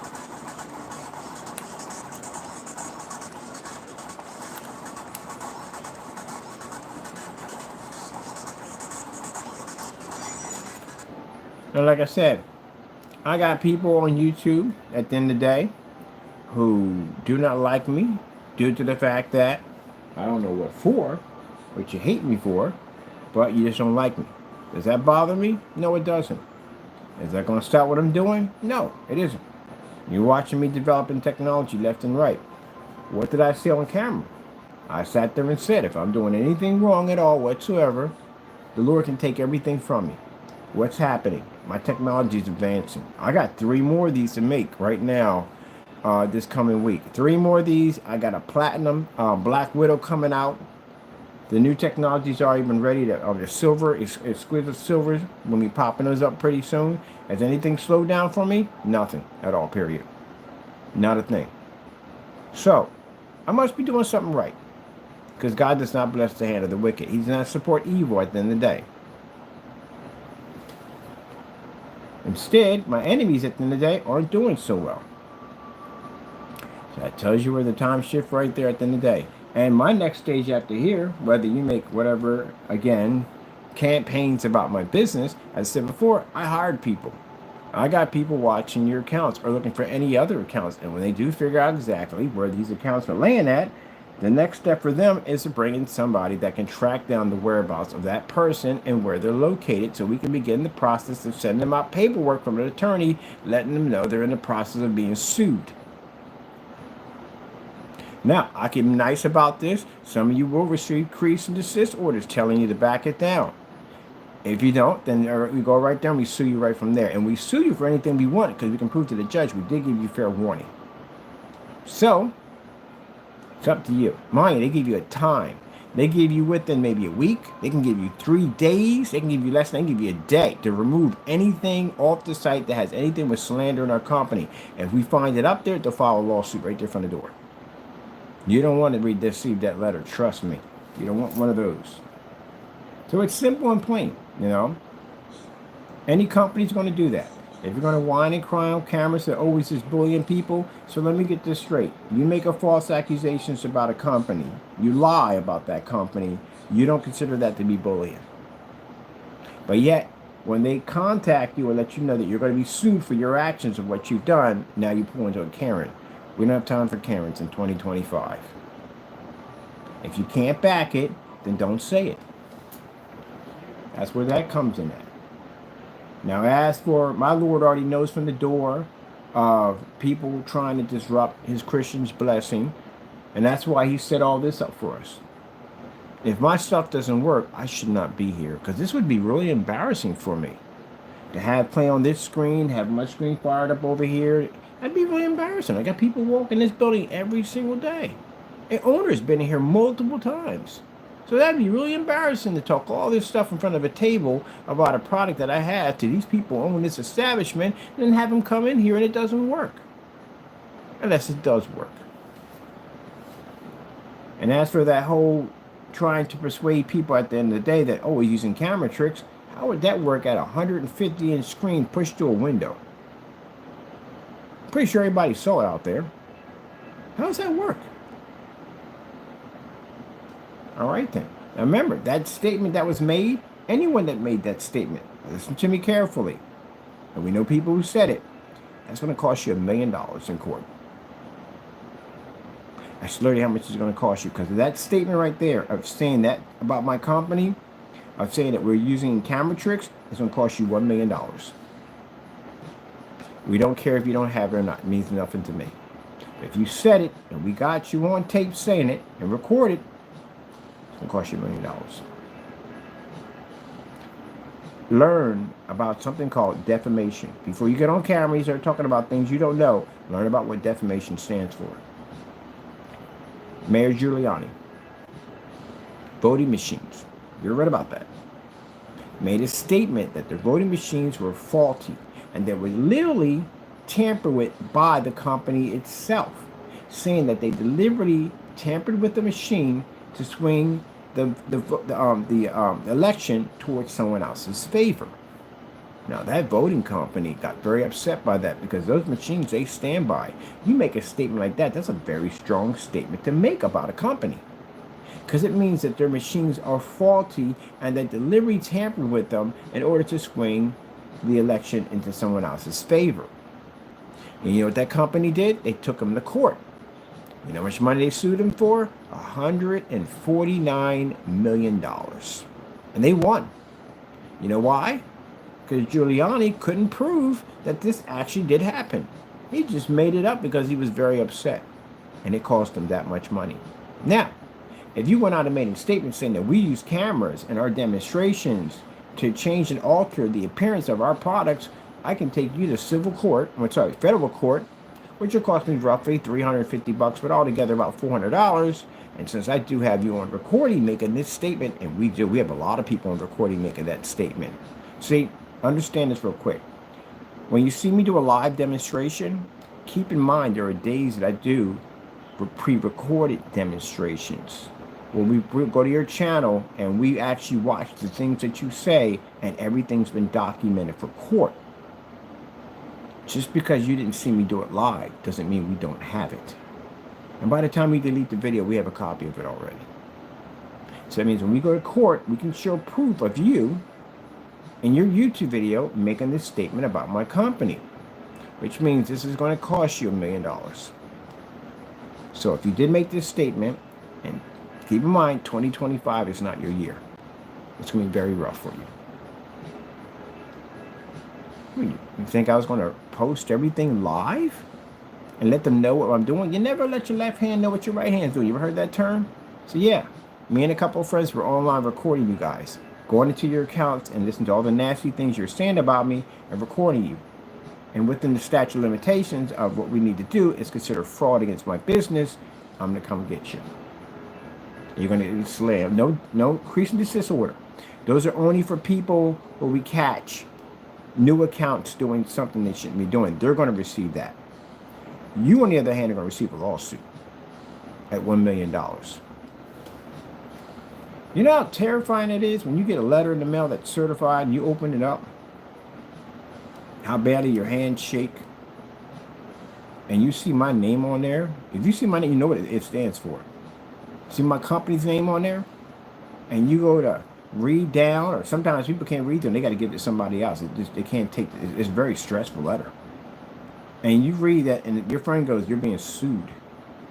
And for what? What am I being sued for? Well, claim here, you made statements about his company on a YouTube channel. Yeah. And the first thing, what are you going to say? How much is the lawsuit for? And he's going to say $1 million. That's going to give you a heart attack right there. Now, mind you, that's not a bully tactic. Once that document reads, it's a court document, which means at the end of the day, we've already filed. It's just letting you know that, get ready. So if you made a statement, you better be able to back that up in court that my screen's doing that. If not, it's going to cost you a lot of money. And I've got 13 people already that we caught saying it, including the ringleader.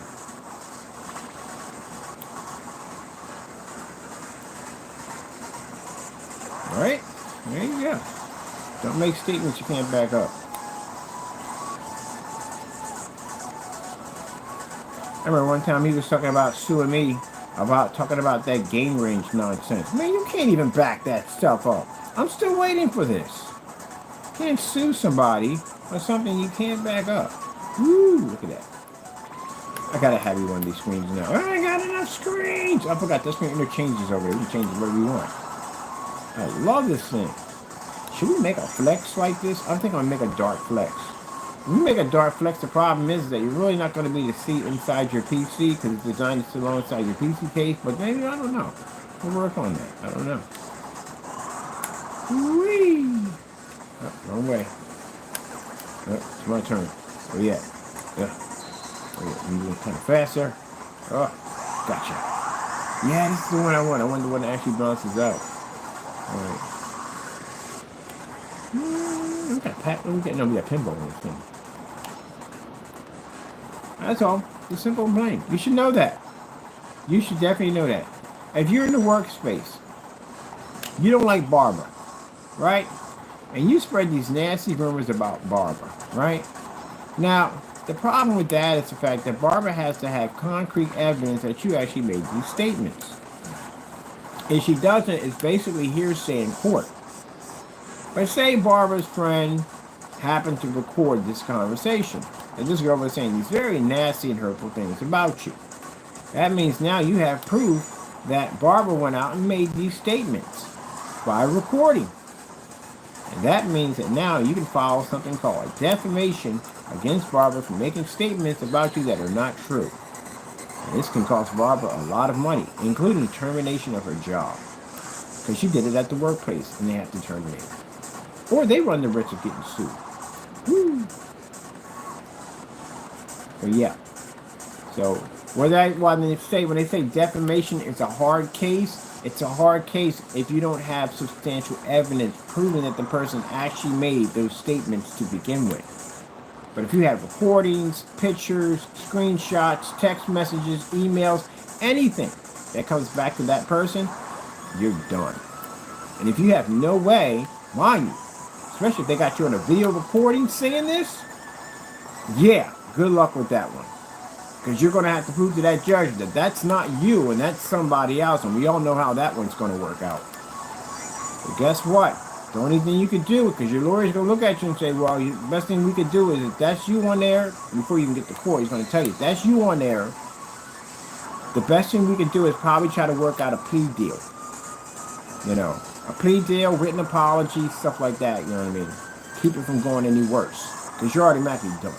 Woo! Jerry.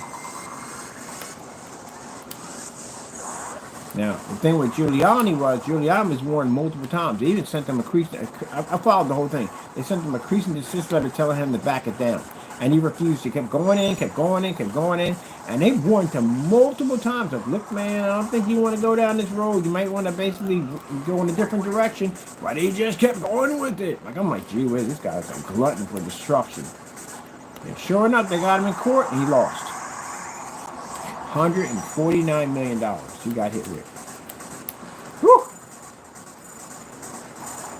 Yeah, that's crazy. That is insane. I saw that. I was like, gee, now, quite frankly, he was worth $49 million. I mean, hey, it's a jack at the end of the day when you're being sued for that kind of money. And mind you, he's got to file for Chapter 11. They're going to seize all his property because that's going. They're going to liquidate everything he has. He doesn't even have enough to add up. They need to add up on how much he actually has. It's quite a bit. I mean, he had a nice, good retirement nest egg. $49 million retirement, a lot of nice property, you know what I mean? Memorabilia things he's collected because he was mayor of New York City. So, you know, I don't know what happened to him. He was loved in New York City. He was loved in New York City. And that just went hanging around with Trump. Well, that went down the drain for him, didn't it? Has anyone ever learned at the end of the day that anyone who follows this guy at the end of the day just basically self-destruct in the process? Well, yeah. And is he helping him out with this whole law thing? No, he's not. He's not. He left him out to blow in the wind. So, you know, at the age he's at, he was in a really comfortable position. If he had never should have gotten politics, you just don't stay away from that field. He was, again, retired from New York City, loved in New York City, loved in New York City. This guy would walk down the street, right down the street in New York City, and wave hi to people. Everybody loved him. And you say, wave hi, he's a very nice person, but then he got mixed up with that nonsense. And at that age, you don't want to be owing money. And that's where he ended up at, owing a lot of money. So, you know, the company, the voting company, basically did cut him some breaks in that process. So they could have taken everything from him, and they allowed him to keep some things, which was really nice. But they didn't have to, but they didn't want to. He still, on the other hand, got to pay that money up. And that money, even though he don't got it, he still is going to collect interest. That's the problem. But they did allow him to keep some properties. Because he was begging. He was begging them. What else can you do? They were nice to let him keep it. But yeah, you don't say things that you can't back up. And they got him on freaking TV, making these statements out in the open in front of other people. So if you went to social media, you made these statements, and other people heard these statements, prepare for a big lawsuit. You're going to get a big lawsuit, I guarantee you. Now, if you said this behind closed doors, no one else heard this conversation at all whatsoever, it's easier to get around these, to fight these, because no one else heard it. It didn't go airborne. But if you're at the office, say you said this like in a parking lot with some friends, that's basically about it. Only those people heard it, that's basically about it. And it gets back to that person. Can't actually sue for that unless that person's going to testify that they heard it from that person. Even that can be hard to prove in court. But say you said it in a lunchroom or in the office lunchroom where a lot of people were in there and heard the same thing, you're in trouble. You're definitely getting terminated, but you're in trouble. Now say you said this on social media. That's an open and shut case. But say it was recorded and you documented it and someone else documented after you said it, you're done. So you owe $1 million. Now, this is where people mess up. People think at the end of the day, because I don't have that money, they can't actually go through with the lawsuit. Yes, they can. They don't care. They can go through the lawsuit. You're just going to owe money forever to the day you die off this planet. That's going to happen. They know you don't have it. The reason why they hit you with that is, again, it leaves you in tons of debt. And when you have that kind of debt at $1 million, you can't do jack at all. It's like being frozen in ice. You can't do anything. You can look around, but you just can't do jack. Your credit's gone. You're flagged in every single bank. It's going to come up. You're flagged. You can't go anywhere. You can't apply for this. You can't get a house. Going to wreck your credit. It's almost like having 20 evictions sitting on your renter's history. You owe $1 million with interest. There's no place to go with that. The only thing you can do is file for Chapter 11, and even that looks worse on your credit report, even worse. So you're stuck until you clean that up.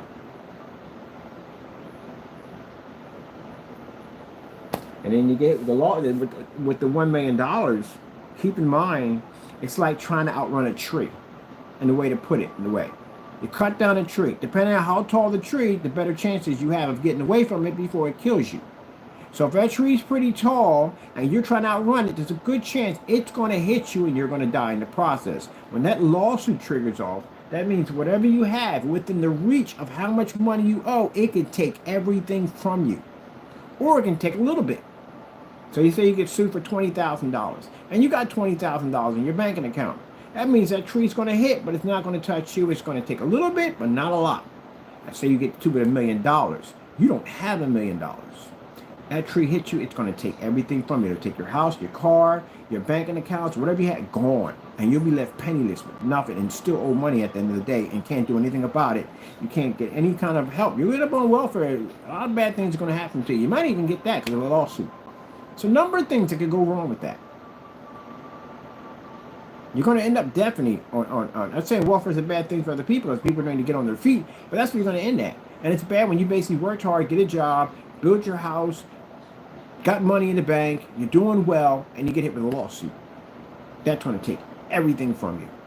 And even if you do, basically, like I said, get on welfare, where are you going to live at? Unless you're going to go to one of those with the public housing, they work well with that because again, if you don't have bad credit or whatever, but you have bad credit, whatever, you can get in one of those places, but it's a waiting list is on forever. Unless you're going to rent a little room or you're going to go to some slumlord at the end of the day who doesn't care about your renter's record, he just wants your money. Then you know what situation you're dealing with. You're dealing with a nightmare at the end of the day. Can't go to none of those nice places at the end of the day and your credit score is gone. It reduces you down to nothing. That's why they hit you with heavy lawsuits like that. They're not going to get their money. They're going to get a few pennies out of it, and that's it. They know the damage of what it'll cause. That's why you be careful when you're on social media and you're saying things out of your mouth that you shouldn't be saying. What do I say when I get on here? I say I don't say anything out of my mouth unless I can back it up. You see me go over to my computer, pull up information, show you from there. You see me go to the blacklist when I say something and pull up information from there. Can I be sued for the blacklist? No, I cannot. You know why? Because the evidence we have on the blacklist is the evidence that we're using to take them to court, and all of that is bona fide due to the fact that we caught them actually doing it. Ta-da! And there you go. So, some of you, 13 of you for right now, and I'm not going to tell you who you are, but you realize who I am. We caught you saying something about my company that wasn't true, and you're within the limitations. So guess what? Lawsuit coming. Gotta learn, man, at the end of the day. Look, if you're a grown man, grown woman, at the end of the day, right? You got a family to take care of. You should not be on YouTube saying dumb stuff out of your mouth about other people. You shouldn't be, because that'll land you a lawsuit. You got a family to take care of. There's no way in the world you should be on camera doing anything stupid like that. Now, if you're single, go ahead, do dumb stuff at the end of the day. The only person you're hurting is yourself. If you got a family, you got kids at the end of the day, you hurt your family.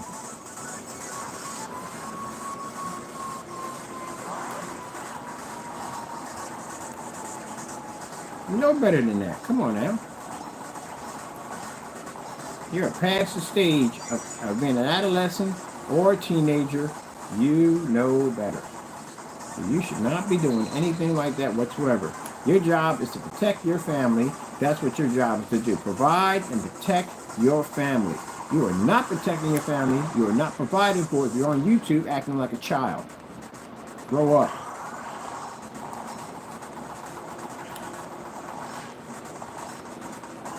That's why I said before I basically pass down this execution we got to do on these people, I'm going to have a nice little conversation with them in the court's chamber. I want to know what the freak were you thinking at the end of the day, and what you think you were going to get away with by doing something that stupid. It's like self-snitching. You literally recorded yourself doing something stupid on social media that we have now evidence to use against you in a courtroom. Can't get any dumber than that.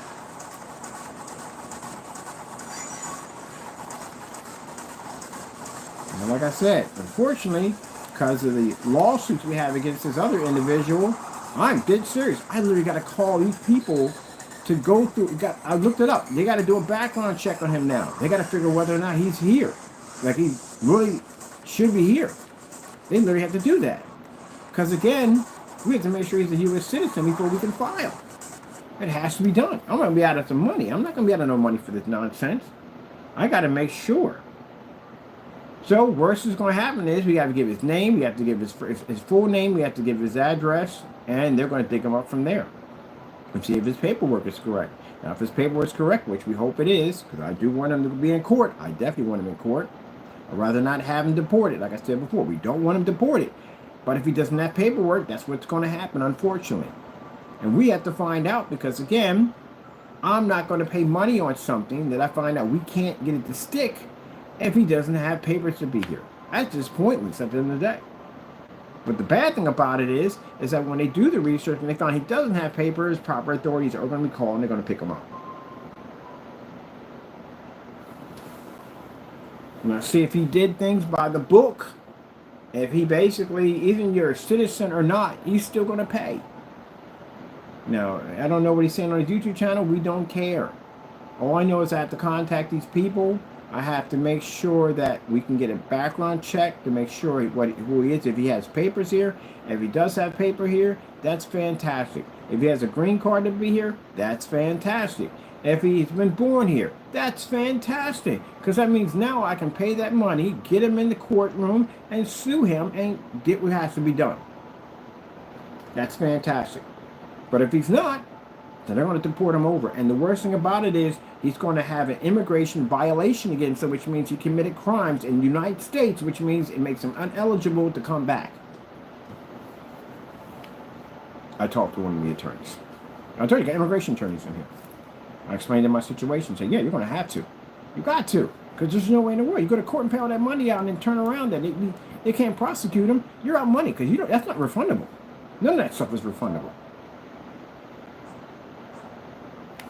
I paid all that money out to the CCB, and because they were late and we couldn't get the information back, you think I got that money back? No, that's money I lost. I got to go back and have to do it all over again. But then when I'm doing the paperwork and I figure we already filed already the CCB, I'm like, oh, crap. I never dawned on me, never thought about it at the end of the day. I'm thinking, I'm going to have to go and check on this. Now, for those people saying, why would that come up in your head? Because I've got friends overseas. I do. I got a lot of people overseas that I'm cool with at the end of the day. I got Mexican friends. I got Mexicans married into my family at the end of the day. There's certain criteria that are picking up that maybe he may not have papers here. And the reason why, the education factor. It's not saying that anyone that comes from a certain country has education. No, there are people come from countries that are far smarter than me at the end of the day. Way beyond. Better language, the whole 9 yards, the whole 9 yards. I got friends of mine right now that are over here. They got better grammar than I do. And I'm born here and they got better grammar than me. I'm impressed by that, by the way. But anyway, perfect English, amazing. Like, wow, your English is better than mine. I was born here. I'm impressed by that anyway. But anyway, still, whether he didn't take advantage of the school system here or he didn't take advantage of it over there. Because either way, you're going to have kids that didn't take advantage of the system. You got kids here in America that can't read and write right now. Some people don't even know, can't even name all 50 states. Some people don't even know the national anthem. I watch people try to mumble the national anthem. Look at them like, been there for how long? So there you go. But his education, if you went through his website and you read the stuff that he had in his website, that's not normal writing. That's like he's traveling at maybe, I say 3rd or 4th grade level. That's what it looks like. And then the whole thing about the courts, that's what another thing that threw me through a loop. Because I'm thinking, like, how would you not know that? You learn that in 3rd grade. You learn exactly the difference between a gallon and how many quarts it goes into a gallon. So someone asks you right now, how many quarts go into a gallon? What are you going to say? 4. Because you know this already. You know this from going to the supermarket. Heck, if you didn't learn in school, you're sure enough going to learn about going to the supermarket. So how would you not know this? And he didn't know. He sat there and said 2, 4, 6, 8, 10. Why would you even add 10 in there? Why would you even add 8? 8's going to be 2 gallons at $2.56 per ounce. But anyway, you know what I'm talking about. So, and I saw that. I was like, wait a minute. How the frick you don't know that? Now, either he has a disability. Maybe that could be it. The reason why that would explain why he acts and the way he carries on camera and the stuff that he does. It could have a disability issue, but they're still charging with it. Doesn't make a difference. You have to understand, if you have disabilities, you commit a crime, they still charge you. Doesn't make a difference. But still, it's just something just not adding up there. And I'm thinking, like, where did you go to school at? Where did you graduate from? Because again, you're not going to pass. They would never pass you with that mess in school. We all know that. Come on, everybody graduated. You know what I'm talking about. You couldn't even get past the GED. You ever seen it? You ever taken the GED before? The GED is worse than the test that you take for school. There's college stuff on there. That booklet's about that freaking thick. It's a phone book. It's like a phone book within a phone book. But anyway, you know what it takes to pass one of those. So again, there's no way in the world his writing would ever be that bad. Now, like I said, anyone thinking at the end of the day, thinking, oh, I'm just saying, anyone that comes in from Mexico, Ireland, or whatever, no, their English is good. Depends on what you took advantage when you're over there. I got people that, matter of fact, my ex from DR, she's going to school to become a lawyer. Her handwriting was immaculate. It was way better than mine. Her freaking reading was amazing. Her English was amazing. Everything was perfect. Like, she was really good at this stuff. And she went to school. She graduated at a really early age. She was one of these prodigy kids at the end of the day, and she was a chess master. A chess master, okay? So, again, you can tell, huge IQ. Now, it depends on what you take advantage of. You could be born in the United States. But if you don't go to school, guess what happens? You don't learn much at the end of the day, and you consider to be one, whatever. Or you can go to school and learn all you possibly can, and you just know. But there are basic things that you learn in school at an early age. And one of them you learn is learning how to write and spell and all that stuff. And the other one, math and arithmetic. And the other one is basically, again, how you measure liquids. And you measure liquids in 3rd grade. Those are flags that are popping up at the end of the day. So, with that particular individual, you have to be careful how you say things because he's known for twisting people's words around. And that's why I'm explaining to Mr. Fernando, I hate to put you in this video here, but I got people watching your account. And if anything pops up on that end of you making a statement that I'm making a racial slur, this and the other, I'm going to have so many people at your front door filing lawsuits against you, it won't be funny. This I will hit you with even harder. Because, again, you're not putting words in my mouth. They're not true. So I got people watching you right now. That guy sneezes the wrong way, and he's going to find himself sitting in a courtroom. And right now, as I said before, what we saw from the website, what we read from the website, everybody who came off the website, the first thing they said was, does he have a learning disability? No one writes a site like that at all, period. Even if your writing's not that good, I wouldn't even go near doing that. I get somebody else to write it, get the AI to do it at the end of the day. That thing does a pretty good job of building websites. But you can just tell something there is not clicking. So, if you have paperwork to be here, we'll find out. We'll go there, go in and look. If he has it, then we're good. It isn't like we're looking for this to get you deported. Because I know that's how you go through his mind. That's why I think he may be slow. I'm thinking he may be slow because he doesn't. He overreacts. He does stuff like a child does, like somebody with a child like mine. So we're thinking maybe that could be it. But I don't know. They'll do all the testing from there and see what we need. Not the testing, but the research and background check on him. But it's not about that, buddy. I know people in that field. You know that, right? I got military in my family. A lot of them became SWAT, law enforcement officers, all that crazy stuff at the end of the day. Yeah, usually what most people do when they're coming back from the service, they take that kind of stuff in the day. But yeah, I know people in that field. So I can easily make a phone call that quick. I'm not that type of person because it's not about that. It has nothing to do about whether you have paperwork or here or not. I don't care about that at all, period. I got friends of mine over here who don't have paperwork. I'm never going to mention their name. The secret dies with me. That's how it goes down. They're my family at the end of the day. It has nothing to do with whether or not you have citizenship or not. Even if we never had this problem where I had to take it to court and we just had little words back and forth, if I had found out you didn't have paperwork, you think I'd have called somebody? No, I don't care. It's none of my business. What's part of my business is you broke the law with my company, you harassed my family, you harassed my mother, you sent weird packages, you did all kinds of dirty stuff. Jamie did a lot of dirty stuff to my family. So yes, I'm going to do what anybody else is going to do. Most people at the end of the day, and knowing where you live at, will come to your front door and punch your teeth in. They would do that for a hot second, especially if you're talking about the mother. I, on the other hand, gave up that world a long time ago when I became a Christian. So for me, I do it another way. I go to the proper channels. I file a police report against you. I go in and I get lawyers to sue you. And if we find other things where you touch copyrights, heavier stuff that we know we can get you on, we go toward that. So, What I have to do on my behalf is I have to go through the proper channels, and in order to go through the proper channels, this costs me money. And again, what's the point of spending something if we know that the person is not a citizen of the United States?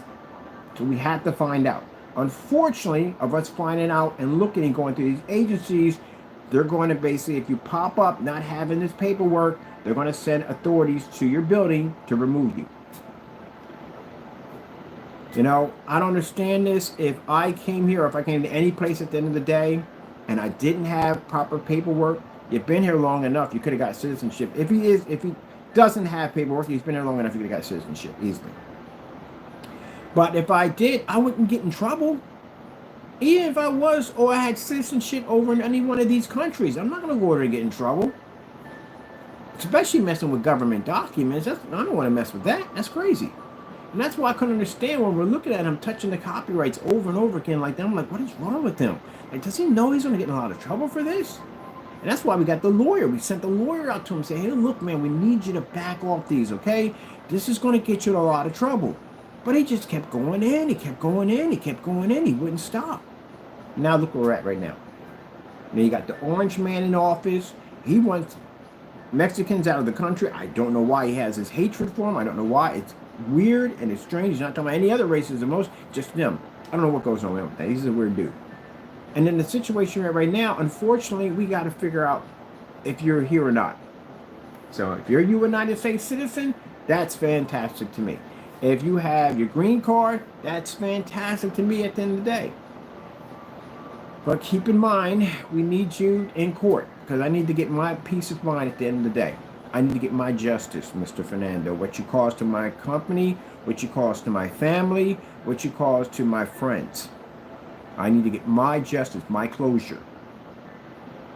So, this is what it all has come to now. Unfortunately, time is really bad for you. Because now with this guy in office right now and his deportation, and keep in mind, if you do have a green card, it'll be pulled. So you know that because of the criminal charges, they'll basically revoke the green card. I hope you know that. You're born here, that's a different story. Under the U.S. Constitution, you are a United States citizen. But keep in mind that the copyrights do carry jail time, very serious jail time. So you will be in imprisonment when all this is done. But if you do have a green card to be here, it'll be revoked. So, sad thing about it is when people get themselves in those dumb situations. I'm finished playing my game. What time we got? No idea. Oh, where we at with this? Oh, it's 10:25. Gee whiz, man. Where does the time go? I gotta be out of here. I gotta go size the screen. Now, for those people that say, why do you keep bringing that up? I bring it up because it's sad that I have to go down that road and I have to do this. Would I rather do this? No. I don't want to do this at all. I had to do this. Because he didn't learn anything. And people like that in life, they have to learn. But unfortunately, I have to be the one to go down this road and go through all this. I'd rather not be in court. I'd rather not be filling out documents. I'd rather not be doing any of this. I'd rather just see this person basically grow old, live on the earth, and be happy like everybody else. But he didn't learn. Everything we sent to him, he ignored it. Every single thing. We tried to give him options out of it. He took none of them. He didn't even when the process server hit his door. That should have told you right there that we can reach you. Did he stop? No, he just kept going in. Oh, it's CCB this, and they're fakes, and they're scams, and all this stuff. He just wouldn't stop. You don't give people the opportunity to give you breaks because you don't want them. I guess you feel at the end of the day, I don't know if he has some complex disorder where maybe he was bullied or whatever went on and he feels the need to be the tough guy all the time. Well, tough guy does not work out for a lot of people. A lot of people come off being tough guys, end up in two different places, in jail or dead. That's what happens to a lot of tough guys. That's where they go. It's called bumping into the wrong person, and that's usually what happens. You can have a guy out there, real big, bulky dude at the end of the day, and he could be blown away by somebody smaller than him. And I told you. I had a friend of mine, like I said, a friend of mine. He was a bouncer, really big guy. He was a bouncer, and I asked him. I said, "What do you fear the most? When you do that job, what scares you the most?" Small man scares him. Well, why would a small man? You can toss him around like nothing. He said, "No, that's the one that'll come back and kill me, because he won't fight me. Now, big guy will fight me toe to toe. You know, that's big man against big man. He gonna fight me." But the small guy won't, because the small guy knows that if I strike him, he's going to get hurt. So he's going to come back, and he's going to bring a weapon back with him, and he's going to kill him. And you know what? About a year later, that's what happened. He was killed. And he didn't even touch the guy. All he did was just tell him he had to move because he was arguing with his girl, and they were in the club, and it was disruptive, and he just told him, he didn't even touch him, told him to move. And after he had his back turned, the guy walked up behind him with a revolver, put it to the back of his head, and killed him. Yep. And he didn't even touch him. So those are the ones. You ever ask a big guy who do they fear the most? They'll tell you it's a small guy, because he's the one that'll come back and he'll do it. He'll shoot him. He's not going to get close to him. He's going to kill him at a distance. So that's the ones they fear. Now don't go walk around at the end of the day because you're small at the end of the day, challenging people at the end of the day, because you never know if the big guy's carrying a gun too, because he's afraid you're going to shoot him. The odds of you might get shot that day. Over you, he might be carrying. So don't do that. Again, don't play stupid games, and you won't worry about winning those stupid prizes. Nobody wants the stupid prizes from the stupid game. Nobody. But it's a great game. It comes with a ton of stupid prizes. These are the most stupidest prizes you ever win in your entire life. No, I'm good. I'm good. I don't want none of them. You keep all those prizes for yourself. I'm good.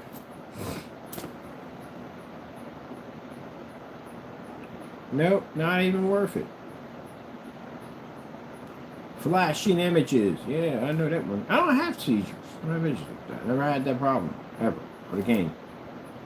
Never had that. I get those things. Some people have them. Oh, yeah, I remember this kid had it. He had a seizure off Sonic. Yeah. So wait, so what games can you play? That's an interesting theory. If you suffer from seizures, what games can you play? Because just about everything in gaming has flashing going on in it.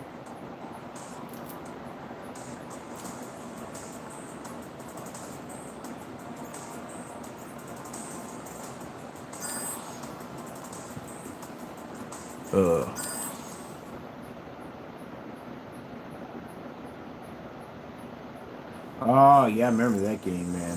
They had this horror game on Sonic, and a horror game on Sony. They had to have it in the middle of this game. You're going through all this craziness, like real scary noises you're hearing in the background, someone talking to you, whatever. It was just crazy stuff. But anyway, it's like Silent Hill. But in the middle of the game, it kept telling your memory card was basically running out of memory, or your memory card was corrupt. But nothing was going on. But they just threw those messages in there just to mess with you. Oh, that was not fun. No, memory card's corrupt. What do you mean it's corrupt? Alright, we want to go with him. Oh, I forgot. We're playing on this side. We don't got our characters involved. We're going to our goals are not so dissimilar. I'll take the white. Check. I haven't played this game in a while. Who will prevail? Prevail. You going to move it? Okay.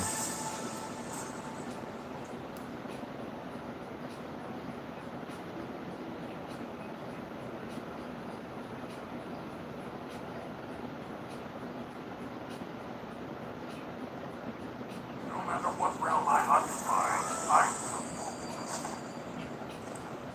I'm not gonna make the same wrong. Ah, she chose her. She has a good combo gun. Who will come out on top? Ready. Fight. Yep, already from the door with DBs.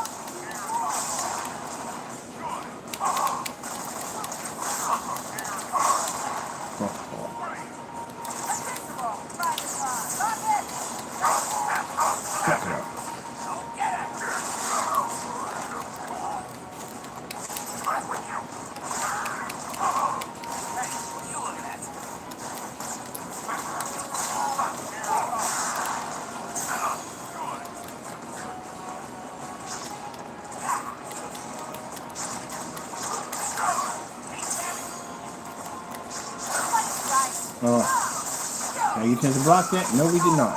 Cut it off. You cannot withstand.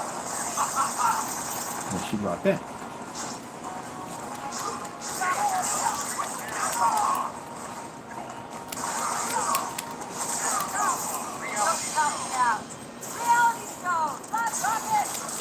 Bring it gold spotted darkness. Gotcha. Yeah, sidekick in that one.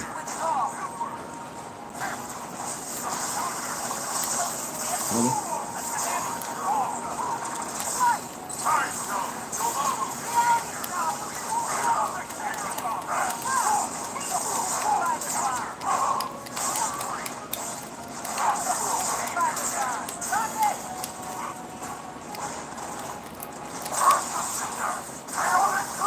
Oh, gotcha.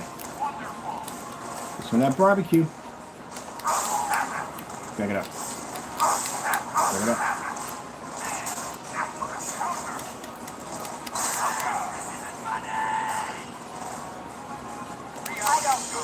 Oh, you would, wouldn't you?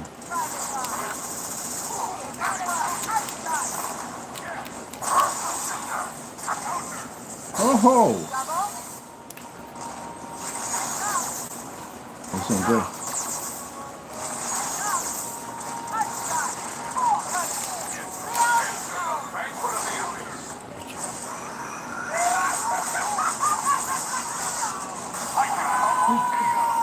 Boy, the color on here is really, really good.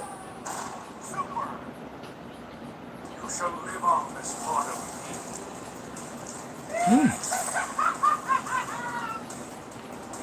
Okay, we gotta get Kraken Jackson. Kraken Jackson! What's this one over here?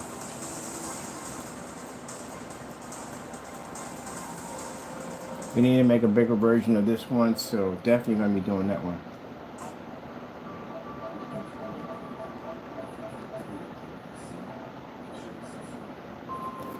Okay, that's the black version. And that right there is the clear version.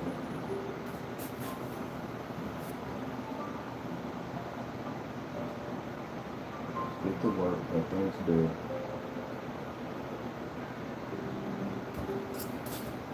So for those of you all think that, oh, he's just bent on hatred. No, no, no. I basically would have been just better left alone. I got a lot to do. I'm a very busy person at the day. I'm always working, building, putting this together, symbols, whatever. I got a lot to work to do, and right now I got to be out for a screen sizing.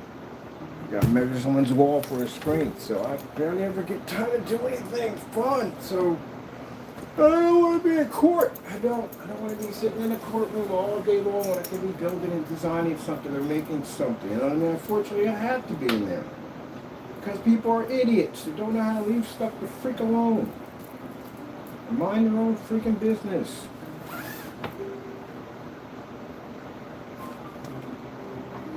I'd rather not. Rather be doing. Oh, I like that. We need a picture of that. Which one was that one with the hand right there? Rather not. We'd rather be doing something else. I was up late last night, getting that thing ready, getting that ready to go, so I could be on here tomorrow to get that done. I just posted all my videos over on Facebook to get that finished at the end of the day. And you're sitting up here and you got all this work you got to do every single day.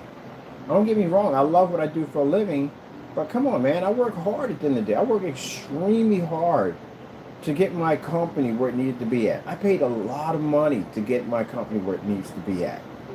And all this stuff isn't done by just sitting around and just twiddling my fingers. I had to work hard to do all this stuff. And I don't appreciate it, the hard work I had to put down through time for the many years and the sacrifices I had to go through, even with my own health.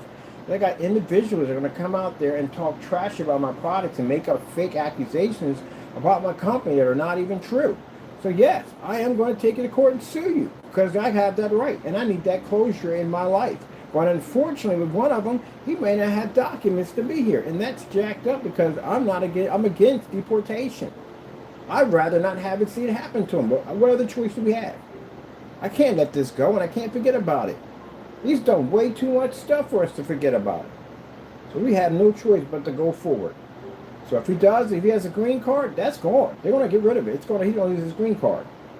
If he's born here, then that is fantastic, 100%. But still, he's going to lose his freedom because the copyrights are no joke. The CCB is different. The federal ones are the ones he has to worry about. Those are the ones that carry heavy jail time. And he's looking at the rest of his life behind bars. People are scared about hitting one of those things.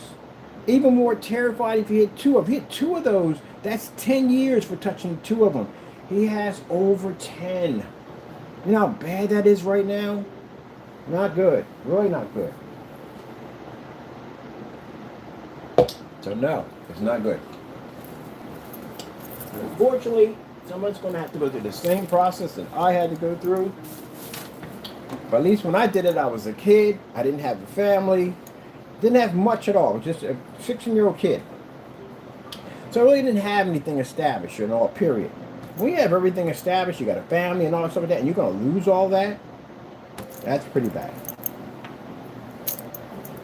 So I did try, man. I gave you multiple opportunities. I paid that lawyer. I spent the money for that attorney to send you that document to back it down. I told you on camera multiple times, back it down. Leave the copyrights alone. And you just kept messing with them. Now look where we're at. So, again, apologies and all that stuff is out the window. We can't trust you, man. You don't listen. So I got to go for it. So you people on YouTube can judge me any way you want. I don't care. I work too hard, too many long hours to build my company where it has to be at. I'm going to defend my company no matter what. As long as I'm doing it by the book and I'm doing it God's way, I'm going to do it. I'm not going to allow anybody to walk over top me, treat me any way they want to, and destroy everything that I build at the end of the day. I'm going to fight and protect my company. All right, got to go, and God bless.